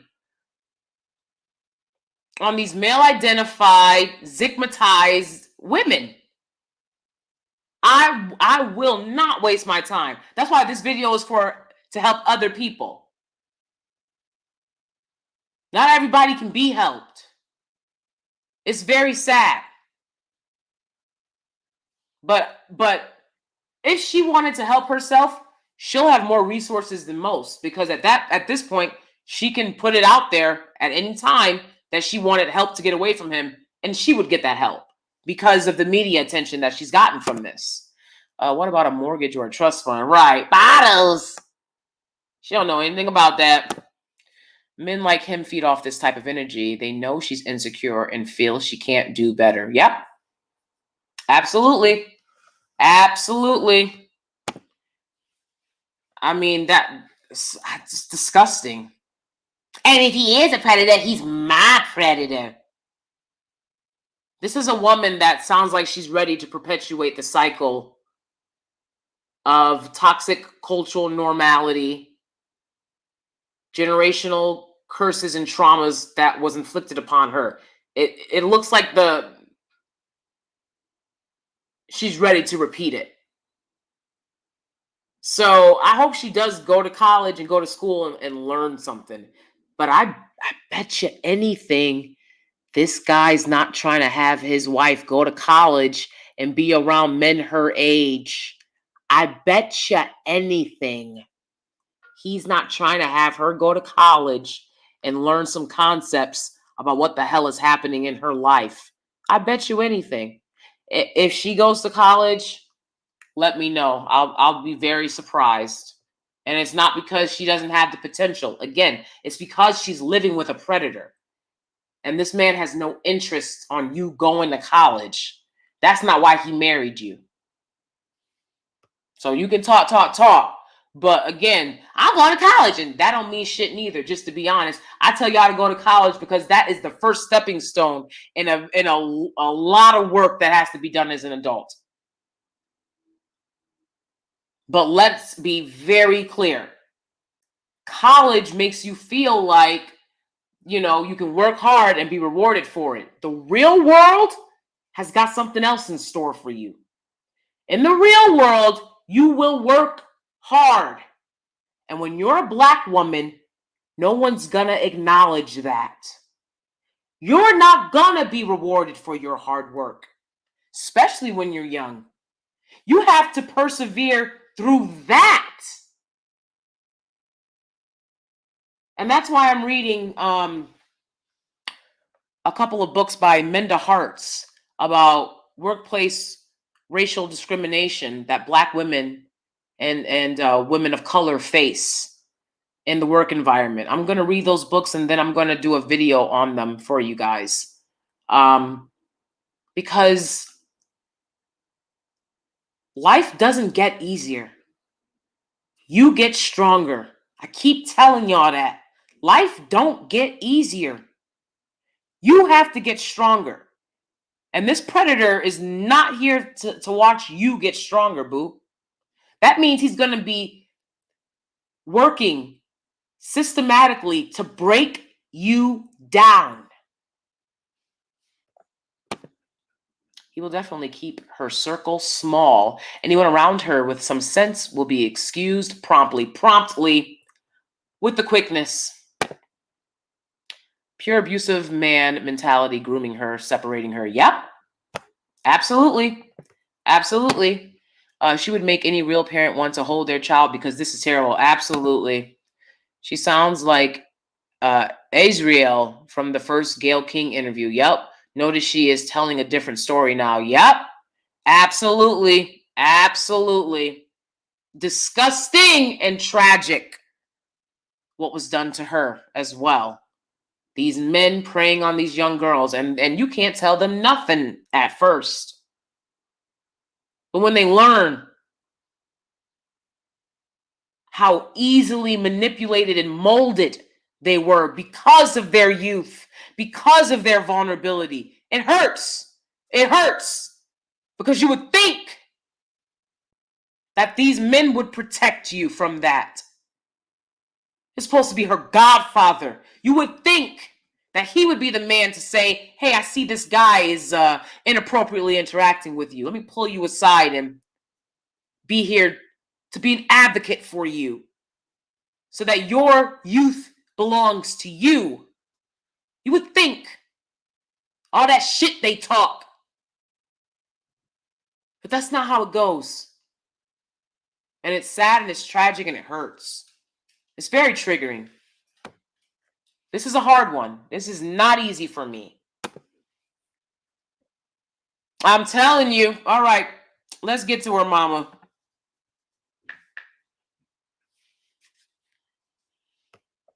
Oh, Sun Goddess Ari's in the room. Hello, Sun Goddess Ari. Absolutely. It's absolutely despicable. I've played the daughter's video. Now I'm going to play her mother's response to what her daughter, Deja Hugabook, had to say about this predator and her relationship with him, Mike Hugabook. This is her mother. I said, I ain't even go to that. Mike, you know I started 2017 in my apartment in the mother P when you was coming over there hard. Anybody who know me know I stay over. Y'all seen that thing over there. Okay? For a cell phone, $150. Okay? I was working at Family Dollar and I need some extra money. So that's what that was about.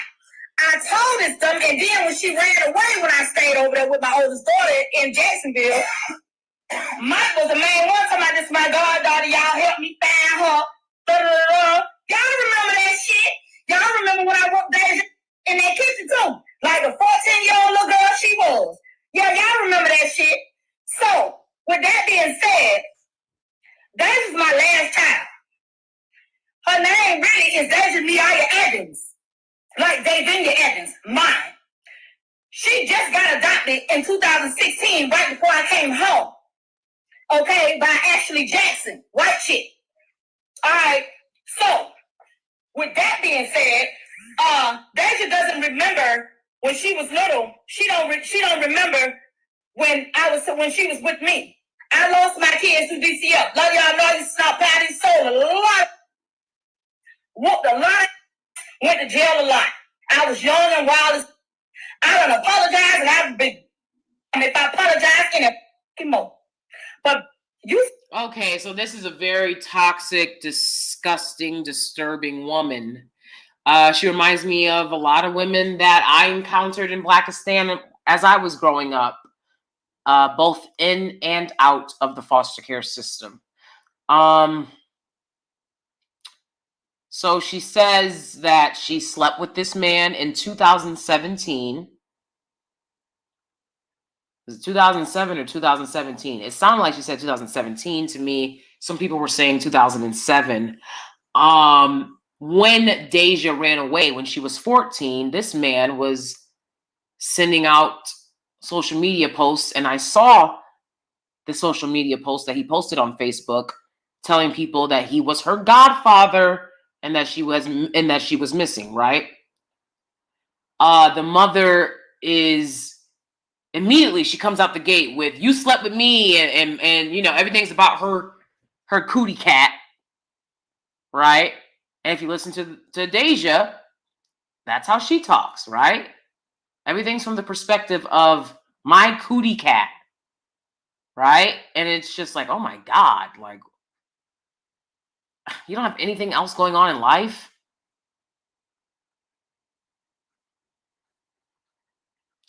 Then apparently someone adopted Deja when she was 16, and this person was a white woman. And they did it. I think she said they did it right in front of Kingdom Hall, which I told y'all about Kingdom Hall in one of my last lives, which is the churches that Jehovah's Witnesses go to. So, Jesus, I mean, it's a bunch of mess.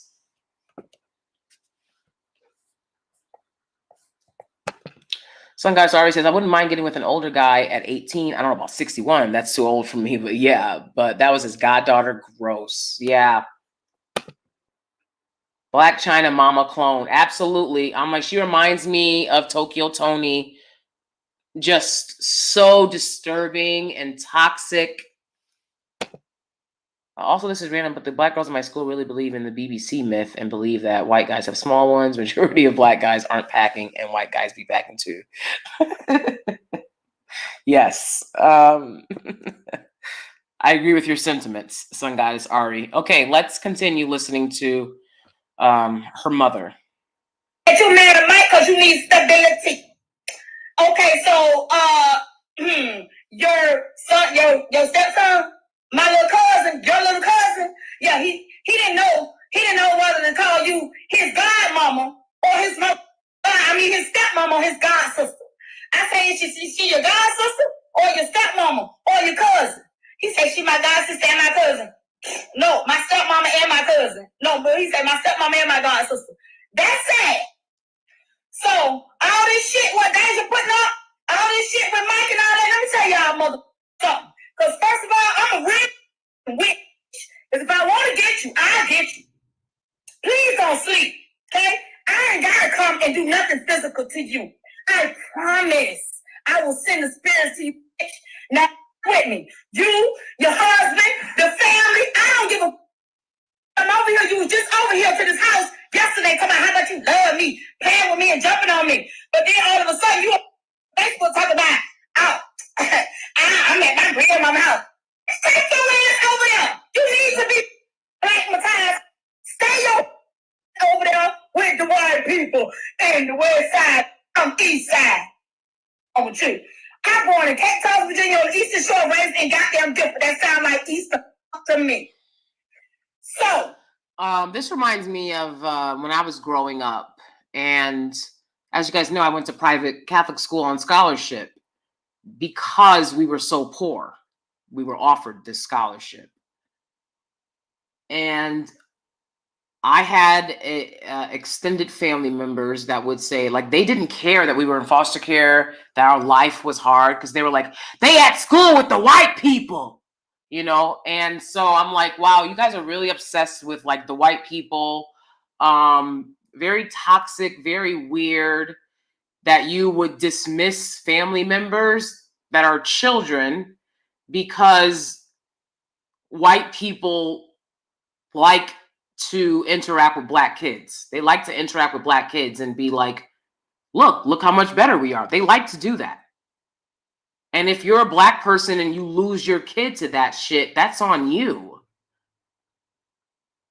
You know?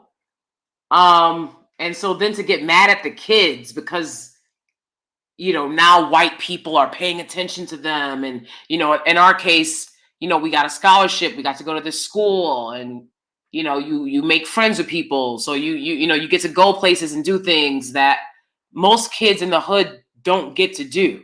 And these extended family members were very mad about that, you know, and they used that to justify basically allowing me to be in foster care, never visiting any holidays, never. This is I'm the child of your sister or brother. I'm the child of your son, right? I'm your granddaughter. I'm your niece.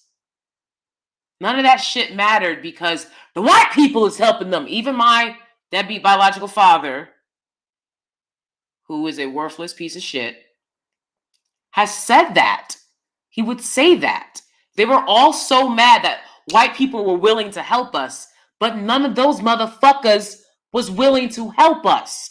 And I'm looking at her mother's face, and I'm not going to play the whole thing through because she gets redundant and she's trashy. Her face is full of vitriol. She's making those like faces that Tommy Lee makes on Love and Hip Hop, you know, where she's like mad at Scrap. Is it Scrap or Scrappy? And she's mad at him and she's like, you cheating on me. And she, you know, she'll be breathing between her teeth and bugging her eyes out, right? So this woman is making those faces, right? And it's like, do you know what you look like? Control yourself. Again, I'm gonna go back to, we need to put education at the forefront. It's not because so you can learn what the white man wants you to know. It's so that y'all can learn something besides all this hood mess that ain't contributing to nothing, that ain't helping nothing. That's why you need to focus on education. And if ain't nobody told you it, I'm gonna fucking tell you it. It's time to make education the focus in these communities. And then the Black collective at large. Because being undereducated is doing nothing for us. Absolutely nothing. Being uneducated allows people to make excuses about why they're a predator. About why they didn't know that having him around, that he would do this and that. I didn't know he was going to mess with my daughter. It allows women like this woman, like Deja's mother, to make excuses for allowing predators around their children. Lack of education. And I know that it wasn't free to go to college. It wasn't free to go to college when I went to college. I had to find a way. But it's free now. And it don't matter how old you are. She needs to take her ass back to college too. She needs to hit the library, read some books. Again, I don't think that's going to happen. But my heart breaks for the children. My heart breaks for Deja's daughter. Because I don't know how she's going to have a fair shot at life when this is her grandmother and her mother has been so successfully groomed and brainwashed by this predator. And that's very sad. It's absolutely disgusting. The mother projected her hurt on her child, and this is the outcome. Cycle just continue until someone breaks it. Absolutely. Absolutely. I shared a picture of Lisa Simpson being like, why I gotta break all these generational cycles, right? Like, why I gotta do it? When I was a child, I realized I would have to do it. It's a tremendous burden that I will never place on my children. And that's why I knew I had to do it. Because as a child, I knew kids don't deserve to grow up like this. I will never put my child through this. Never. It's heartbreaking. Hello, Percy. Welcome. Education, stability, morals, and so on. Yep. And all of that is missing, and all of it needs to be instilled. I mean, you hear this woman, she's going on and on about being a Wiccan, a witch. Bitch, you ain't got no special powers. Stop. Okay? Y'all been watching too many Marvel movies. Calm that down. The most you can do is get some solid vibrations from a gemstone or something and call it a day. You better go outside and do some grounding. But all this, I'll get you with a reach and a touch and a hug and a hug. I'm like, you sound like a goddamn Eddie Murphy movie or something. What are you talking about? What is you talking about? And it's always some, this woman said that, Deja said she was on drugs. I think she admitted to being on drugs as well. Don't do drugs, okay? Fries the brain. Fries the brain. Just say no. All of the chaos that I grew up around, I always knew. That heart, ain't nothing wrong with a little Mary J. Okay? But y'all, all that other stuff? No. You should never need more than Mary Jane. So the drug use definitely rots the brain. I think that people like her mother, what that does for them is allows them to never have accountability for failing as a mother. This woman has failed as a mother. She barely raised Deja, right? So she failed as a mother, and look how Deja has ended up. So she's failed as a mother, but she doesn't have to deal with that failure. Similar to my deadbeat father who chose a life of drugs, right? He doesn't have to deal with it because now he's crazy because of drug use. He's crazy. Okay, well, then get the fuck on out of here then, crazy ass. If you can't say sorry, you can't be around me. So this is a really convenient excuse for them. But, you'll face it eventually. On the judgment day, you'll face it eventually. There ain't going to be no Wiccan stone that's going to stop it. My role says, reminds me of Dusty's hating divested women, but they haven't taken good care of us and resent us for loving men who protect and provide for it. Yep, exactly. Exactly. It's sick. It's like, fuck do you care? You ain't gonna do shit. No way. But tell me what I got to do and what I better do. This man's got this 18-year-old girl barefoot in the kitchen. She'll be pregnant soon enough with his baby, for sure. Making him food. I wouldn't make a meal for this man for 2 years. Because that's about as long as it'd take for him to have a decrease in calories and lose some weight. He don't need to eat for a solid 2 years with that gut he got. And whomever this white person is that is allowing her to bring him in and make them feel like family, stop coddling them and stop coddling that dysfunctional ass behavior on some white savior shit. He needs to not be welcome anywhere. Predator.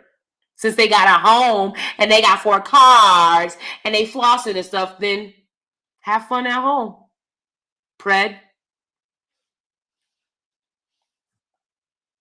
With all that being said, all that shit, I love my granddaughter, Noni. I sure do. But before I kiss anybody to spend any time with her, I'm done. I got one grandson. His name is Giovanni Josiah Robinson. He a little red bone, little cute little thing with dreads and be with his nanny all the time. My knee baby, that's my bestie. And I love her to death. Yes, she is my favorite child.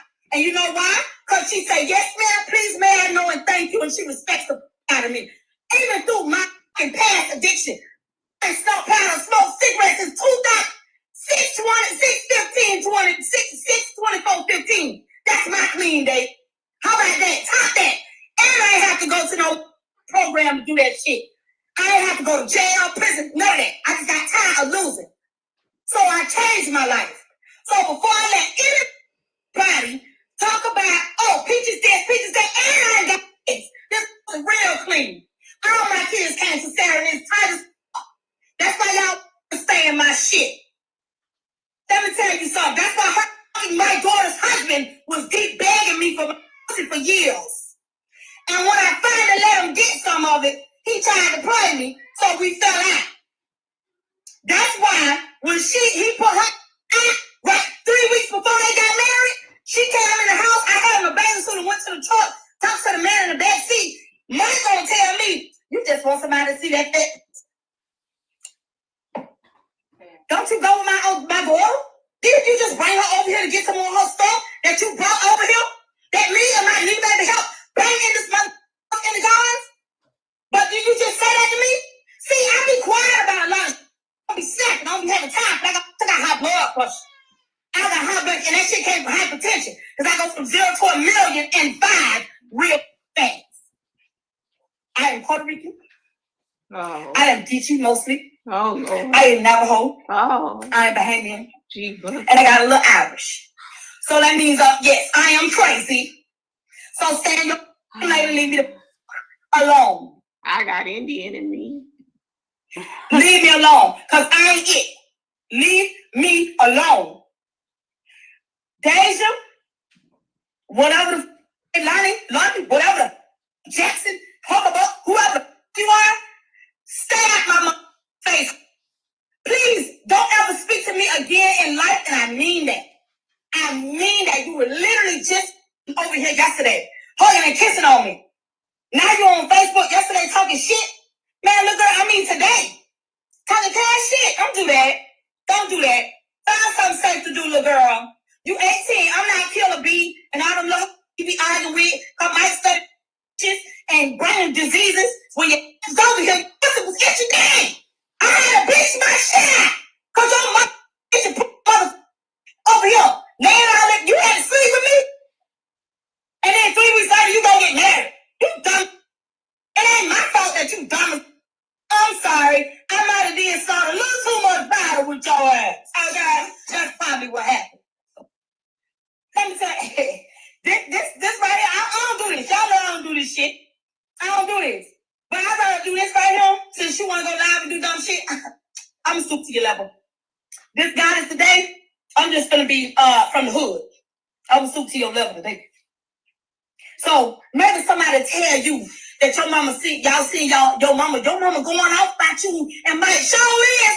And for all y'all stupid talk about, oh, y'all in love, y'all just do what y'all do, da-da-da-da-da. Y'all dumb. That's that girl Goddaughter. And we was, and so what the, that's nasty as, I would never behind no family, no friends, no none of that. And then when I told your dumb, still married. Stupid. That's your fault. Now go run that. Go run that, go tell that, go talk about that. All with you. You right. You right, I'm big man, because I had her. Out of my mother stomach. I had her. Somebody, Gary Hall. Yeah, I gave birth to this little dumb. But because I'm tired of going to jail for selling, and I decided to work, I didn't have the money to buy her shit. I didn't have her the money to go and get her stuff like me and Chris. When me and Chris Wilson was together, man, them kids had everything. It wasn't him, trust me. Shit, my money was very long. Honey, don't sleep. Anybody who really know me know who was catching that bread. And baby, that shit was for real. No, I'm not gonna be her ass. I'm gonna show you what I will do. See, because one thing about me, I don't see no things at your ass. You have a bad dreams. That part. I ain't gotta touch you. I'll let the spirits come touch your ass. I could do that. Drug use, you know. This woman is delusional. She thinks that she has some type of secret powers. Again, hardcore drug use fries the brain. And this is something that I know from firsthand experience of interacting with people who've used hardcore drugs. They are delusional and they think that, you know, they can do things they can't do. Again, I believe that they overindulge in the escapism of drug abuse so that they don't have to focus on the fact that they failed in life, they failed as parents, etc. She also says something like, we was getting money, and my money long. And I'm like, your money was long, but you admit that you couldn't buy your daughter anything when she was young. Which is probably the reason why this Mike Hoogabucker giving her, a Snapple drink and a pair of flip-flops makes her think that somebody finally cares about her, right? Because you couldn't provide basic needs. You know how hard I had to work being somebody who came from nothing and having men do stuff like that, being like, oh, I can pay for dinner. I can pay for this little thing and that little thing. And thank God I went to private school and I knew what life was like for people with money. Thank God. That shit like that couldn't impress me. Because again, predators love to be like, oh, where are you from? What's your life story? Oh, interesting. Okay, so you don't really have nothing and nobody. Here's a little, right? Start dangling little charms in front of you.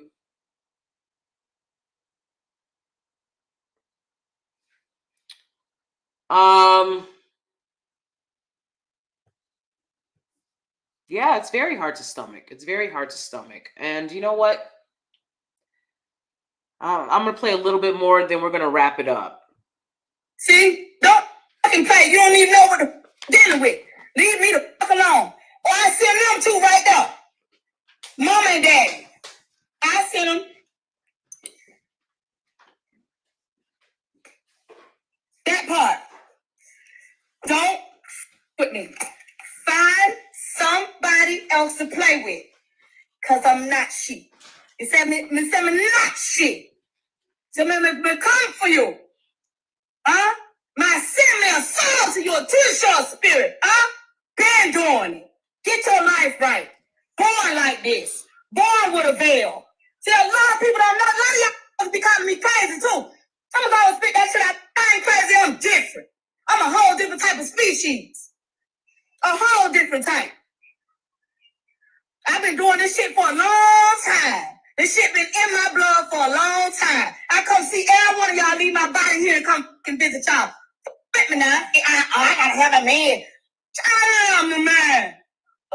Out of here. I'm a whole goddess out this. I control my own destiny. Control yours. Because I control mine. That mother part. I'm very different. And I ain't physically whipping nothing. So ain't. So Bill, I'm gonna call you back, homie. Look at that, my friend calling me. I ain't physically whipping shit. So ain't. I ain't got to. I'm gonna let you whip yourself. And if you keep with me, them spirits gonna whip your ass. How about that? Oh, and I ain't even gotta do that. I could just everything you said about me and talked about me and all that shit, and it's go for anybody in the motherfucking world. Oh no. Stop being mean to people and talking to mother. Because if all that energy back to your ass, that's your ass. Don't be mad. Oh, your health falling. Your financial shit going down. Everything just breaking down. You ain't got no friends. Don't nobody want to be bothered with you. Leave people the fuck alone. Yes, I am okay. I'm great. Pino, thank you. No, Deja and Mike mother ass over there with that cartoon fucking marriage with that shit, bitch. Don't give a damn. I'm not mad. I just don't condone the shit. I don't care. Y'all already, people from back in the day who really know me know Joe was my boo anyway. Mike, I just took for a cell phone and some money. Shit, I had to put some money. Family Dollar wasn't paying that fast. I needed my money and a new phone. And I was fresh home from prison 2017. That part. Yeah, the same year he was claiming that she was his godchild. Yeah, that part.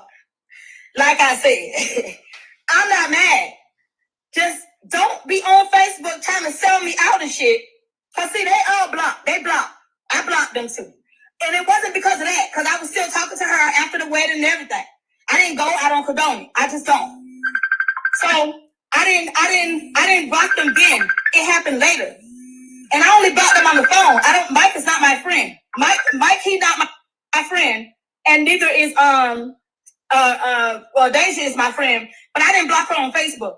But I got people calling me, telling me that they like, what's going on with you and Deja? Why she on Facebook talking about you like that? This is South Powder. Like I said, 6/24/15 is my clean date from Powder and Newports. I'm sorry that I made you mad. And all my life, I have been HIV negative. So don't be mad because I ain't dying and I ain't a fucking junkie. Don't be mad because I with you. If I don't with you, I don't with you. Don't be mad. Keep quiet now. What's wrong with you? Ain't no ease up friend. It's not that able to stay in her lane because I got a lot of shit to say. I just be chilling. I don't say shit. And for ones who didn't see it, here you go. Here you go. What they say? Okay, so she holds up a piece of paper saying she's negative for the virus. I'm gonna stop it there, but I want to conclude with this. The way that she's speaking to her daughter reminds me of a lot of women from Blackistan, mothers out of Blackistan that we see talking to their teenage daughters like this, right? And having this sort of competitive sexual relationship with their daughters where they're competing for men, right? She says that when she discovers that this guy is, you know, and her daughter are going to be getting married, she told her, like, oh, I slept with him in 2017, so, and like, she thought that that would make her daughter, like, not want to marry him, right? Which it didn't. And she's like, oh, why would you go behind somebody else? And, but if he had a child with your cousin, you went behind someone else too, right? So, this is just another blaring example of those dysfunctional relationships, those mother-daughter relationships that Blackistan festers. And, you know, I used to, whenever I would see a video with one of these mothers out of Blackistan talking to their daughters like that, I would do what I did with this video, which is this video. I dropped a couple of tears because I thought it was very sad. But I mean, and I've done a lot of work on myself. I mean, I used to just sob and I would be like inconsolable for the whole day because it was so triggering. Because it was a fucking reminder of how I grew up. This is how I grew up, with women talking to me, and I was a good girl. I didn't do anything, right? But it doesn't matter when you're living around people who choose drugs, who choose escapism, who have no accountability. Deja's mother says, I'm not gonna apologize. I apologized enough and I ain't doing it no more. Right? And it's like, Jesus, like, you can never apologize enough for failing as a parent. I don't believe that. You can never apologize enough for failing as a parent. Shouldn't even be a discussion. But this is what young black girls are dealing with in Blackistan. And there's this like idea that black girls get it easier. Let's cut that shit out. This bizarre notion that black girls are having an easier experience in America at large or in Blackistan in general. That's bull. Because I've never seen a video of these women going at their sons the way they go at their daughters. Beating their sons the way they beat their daughters. I've never seen it. And they allow the daughters to end up being abused by random men.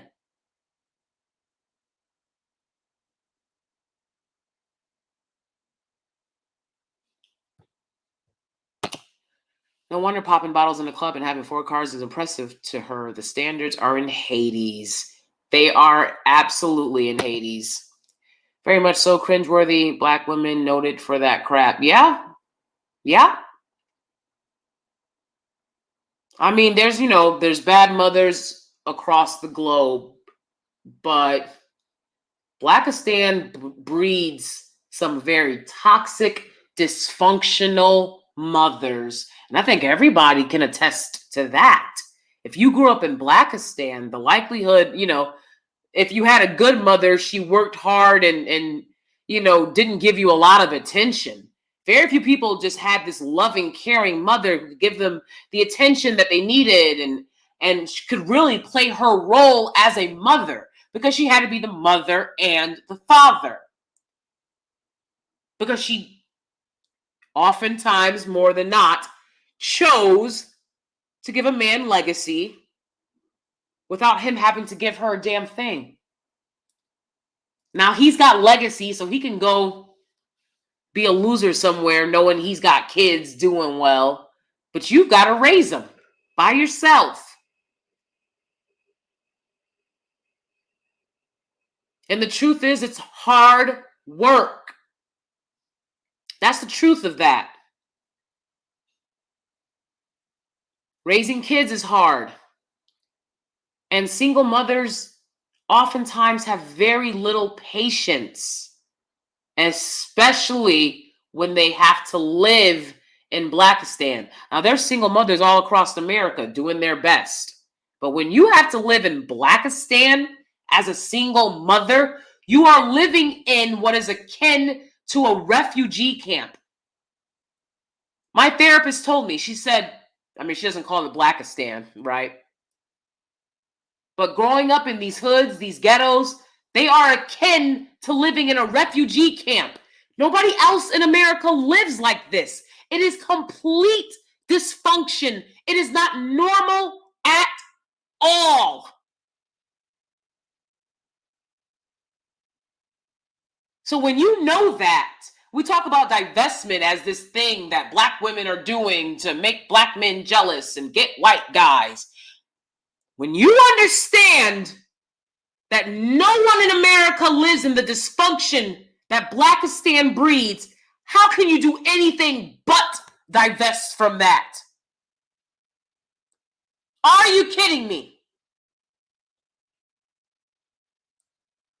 So I want to make it clear, when I talk about divestment, this is what I'm talking about divesting from. This bullshit. These toxic cultural norms.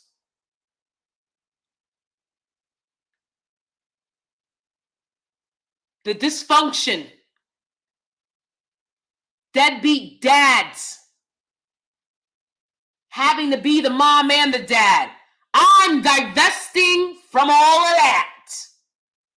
And if the dusties go along with it, then the dust goes along with it. That's fine. Because I know good and damn well nothing from there can continue in my life as an adult. This shit will not impact my children. It will not. We need to focus on breaking these generational curses and traumas. And that's what this story teaches us. I don't think Miss Dejanay is, going to be walking away from this relationship. So all you can do is wish her well. And I pray for her daughter, that her daughter can see that she deserves better and moves different and moves better and is able to divest away from this type of crazy dysfunction. Yep. I don't know that book. I'll have to look at it. I'll have to look into it. Push.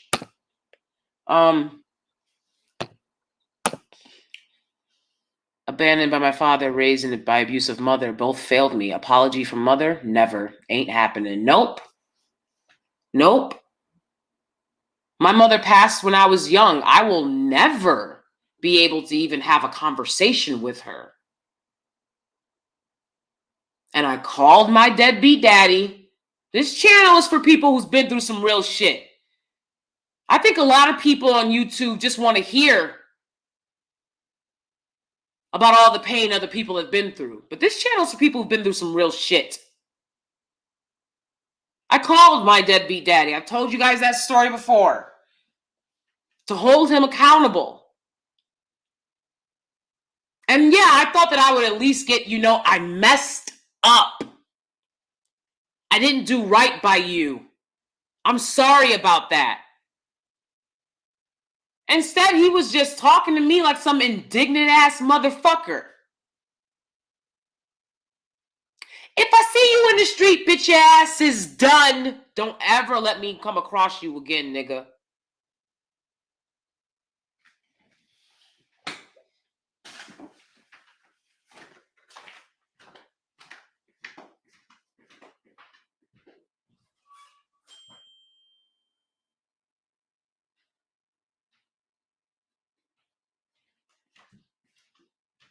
God damn it.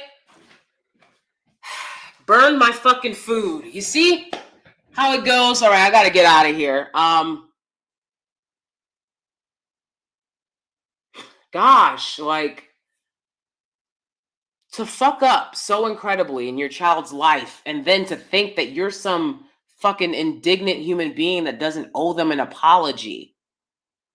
And you know what? I don't owe you $1, a dime, as you struggle in your elderly stage of life, as you struggle in the poverty that you've lived in your entire life. Pops, I don't owe you a goddamn thing. And people telling me stories about how, yeah, seeing your daddy here and this happened. I don't give a fuck. Because that's what he gave me. Not one fuck. And I think about that Eminem line.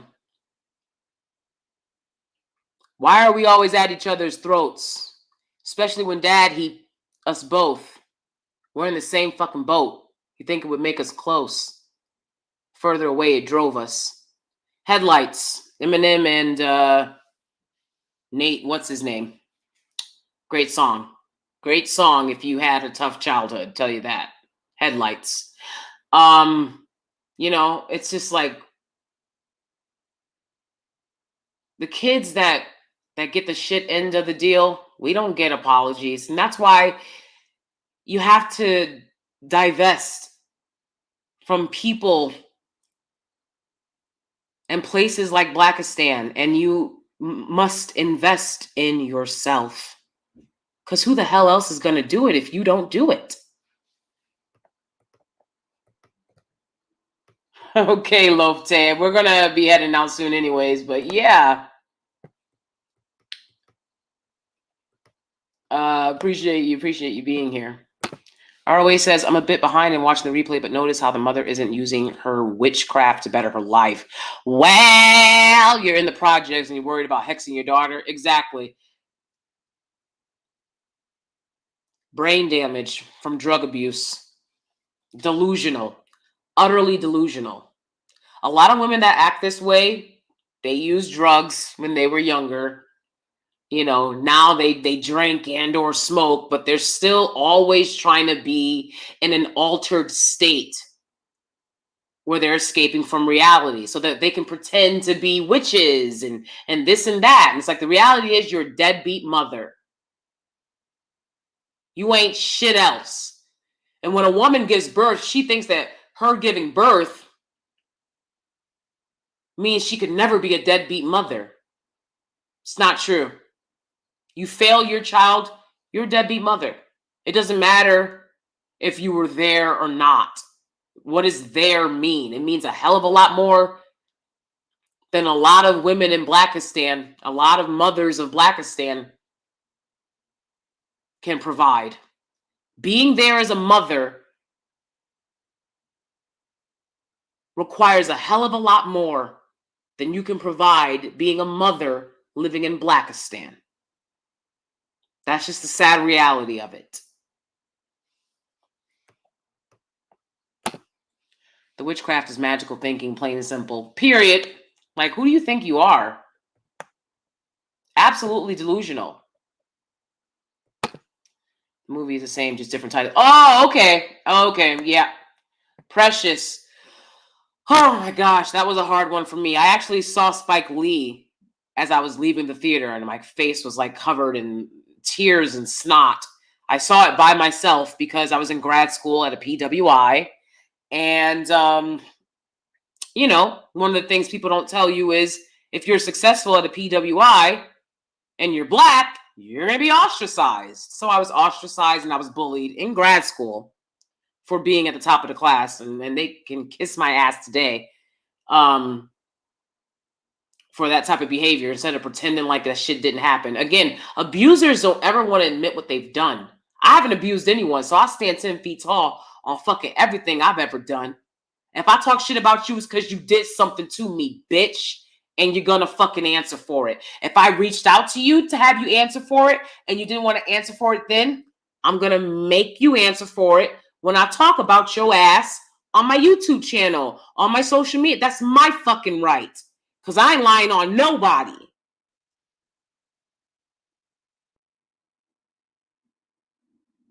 You know, I mean, it's one thing to deal with the constant racial discrimination and racial abuse that you get at PWIs, but the students I went to grad school with from age 22 to 25, these people took it to a phenomenal level, you know? And again, this was pre-social media, so I couldn't get on and say, hey, DanieSteel, can you make a video about this?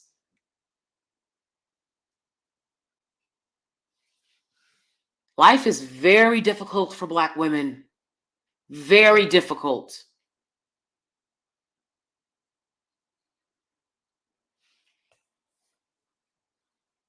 Hey, Naima. Hi, Alexander. Good to see you again. I only went to private school and preschool, and that background allowed me to get into a charter level elementary that allowed me to see that the norm is different for other children. Exactly. It's like, thank God you get some type of context. I had a very difficult time in foster care. I had a very difficult time at PWIs. I also had great experiences at PWIs. It wasn't like foster care, which was a miserable experience. My experience at PWIs, it wasn't all terrible, but the racial abuse was. But what it gave me was the opportunity to see life outside of Blackistan. And but for that, I don't know where I would be today. Everything that I've experienced and gone through has made me the woman that I am today. I fought hard to be her. It hurts knowing that people will take advantage of you when you have nothing. The students, my peers in grad school, was the first time that I told people that I grew up in foster care. So I was in foster care in middle school and high school and undergrad. I didn't tell anyone. I struggled tremendously. I had a hard life. After I aged out of foster care, I decided I'm going to start being true to who I am. And who I am is someone that grew up in foster care. I don't have this, especially at PWIs, everything is about my dad. My dad did this, my dad did that. And I got tired of lying and pretending that I had a similar experience. So I was honest about that. These people knew that I had nothing. And they went out of their way to bully me. And because I was so focused on graduating, because I had nothing, I stayed and put up with it.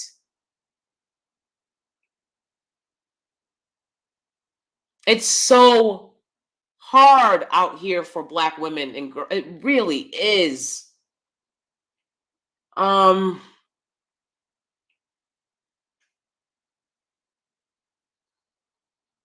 People will talk with an understanding of oppressive regimes in other countries. Look what they're doing to these people in this country. Look what they're doing to these people in that country. Those same people don't understand what's being done to Black women and girls in this country.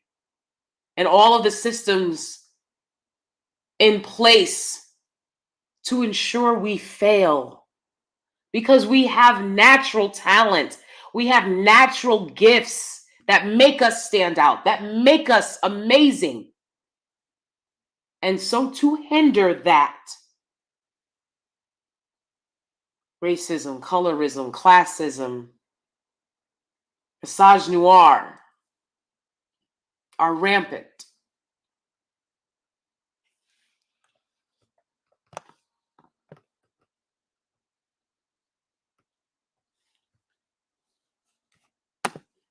Yes, that Nate. Reading Essence magazine and watching the Phil Donahue show helped me escape Blackistan. Wow, that's interesting, Lofte. That's interesting, and I'm glad that you found something. Because I don't believe that I would have been able to escape the way that I have if not for getting scholarship to PWIs and seeing that shit is not normal. It's complete dysfunction at almost every level. I mean, my grandmama lived in the hood, it was the only place that wasn't dysfunctional. But what was dysfunctional? The fact that my grandmother had to work so hard her whole life. I look at my husband's grandmother and she never worked a day in her life. She went from her father's house to her husband's house, and she was a stay-at-home wife and mother. His grandmother never worked a day in her life. His mother, got some part-time job because she doesn't handle her finances well. But these women didn't have to work. They were able to raise their children, and they get to go shopping and live comfortably and expect men to provide for them. And my grandmother never got that, I told you guys before, being in Italy, being in Hawaii, seeing the most beautiful sunsets you've ever seen, and knowing like my grandmother didn't get to experience this. How is that fair?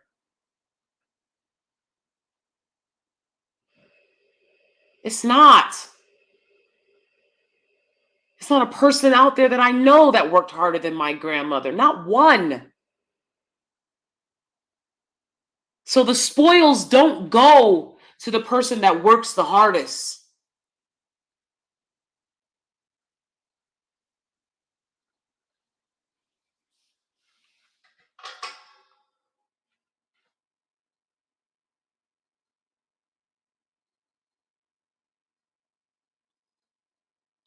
Revolutions are won by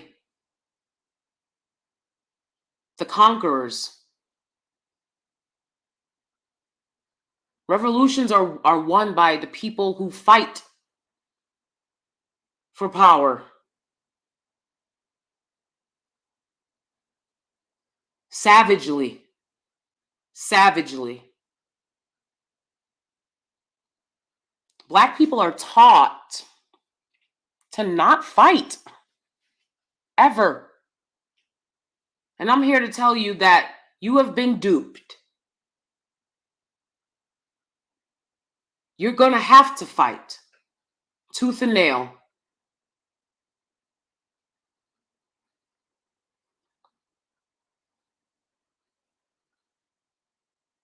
But you're worth it and you deserve it.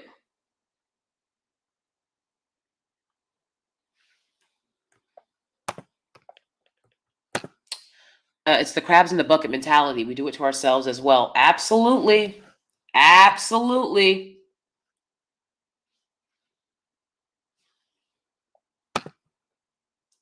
An absolute degenerate. Disgusting.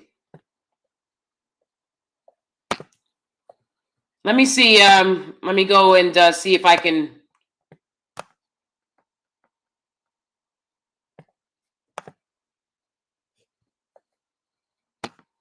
unblock anything you say. Okay, yeah, you guys are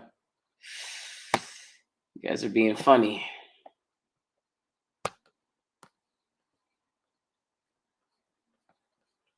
Sometimes YouTube will just take the comment off immediately, and sometimes I can go back and they'll let me approve it. So I don't see. I try to explain my experience by using the word "wow." Really, that's crazy. That's crazy, ROA. That's really annoying. Because I would definitely like to hear your experience before we go. But yeah, you know, this video, I'm glad we got through it. It was a hard one, but I just hope that, you know, this helps someone who might be going through something similar, or it helps someone who went through something similar to understand that you were victimized. You were targeted deliberately because you were vulnerable. Deliberately because of your vulnerability, you were targeted. And it's a sick, cruel world, you know? I say. So, all right. Well, all right, I'm going to get going, guys. Thank you so much for talking with me. Thanks for getting through this video with me. Go back and take a look at the beginning if you haven't heard anything. Paris Milan also, you know, did a video on this. That's where I learned about it from. So go ahead and check that out. And I'll see you guys soon. Have a good day. Bye. Bye, y'all. Appreciate y'all so much. You know, and if anything triggered you in this video, please take a few breaths when this is done. In through the nose, out through the mouth. Recenter yourself. You don't need to carry the negativity of this type of, you know, these type of people that we've talked about today. You don't need to carry that with you. We've learned from this. We've talked about this. Now let's decompartmentalize and go about our day being productive, knowing a little bit more about life, and ready to get back to it the next video. I appreciate y'all. I adore y'all. Y'all rock. I'll see you soon. Have a good day, y'all.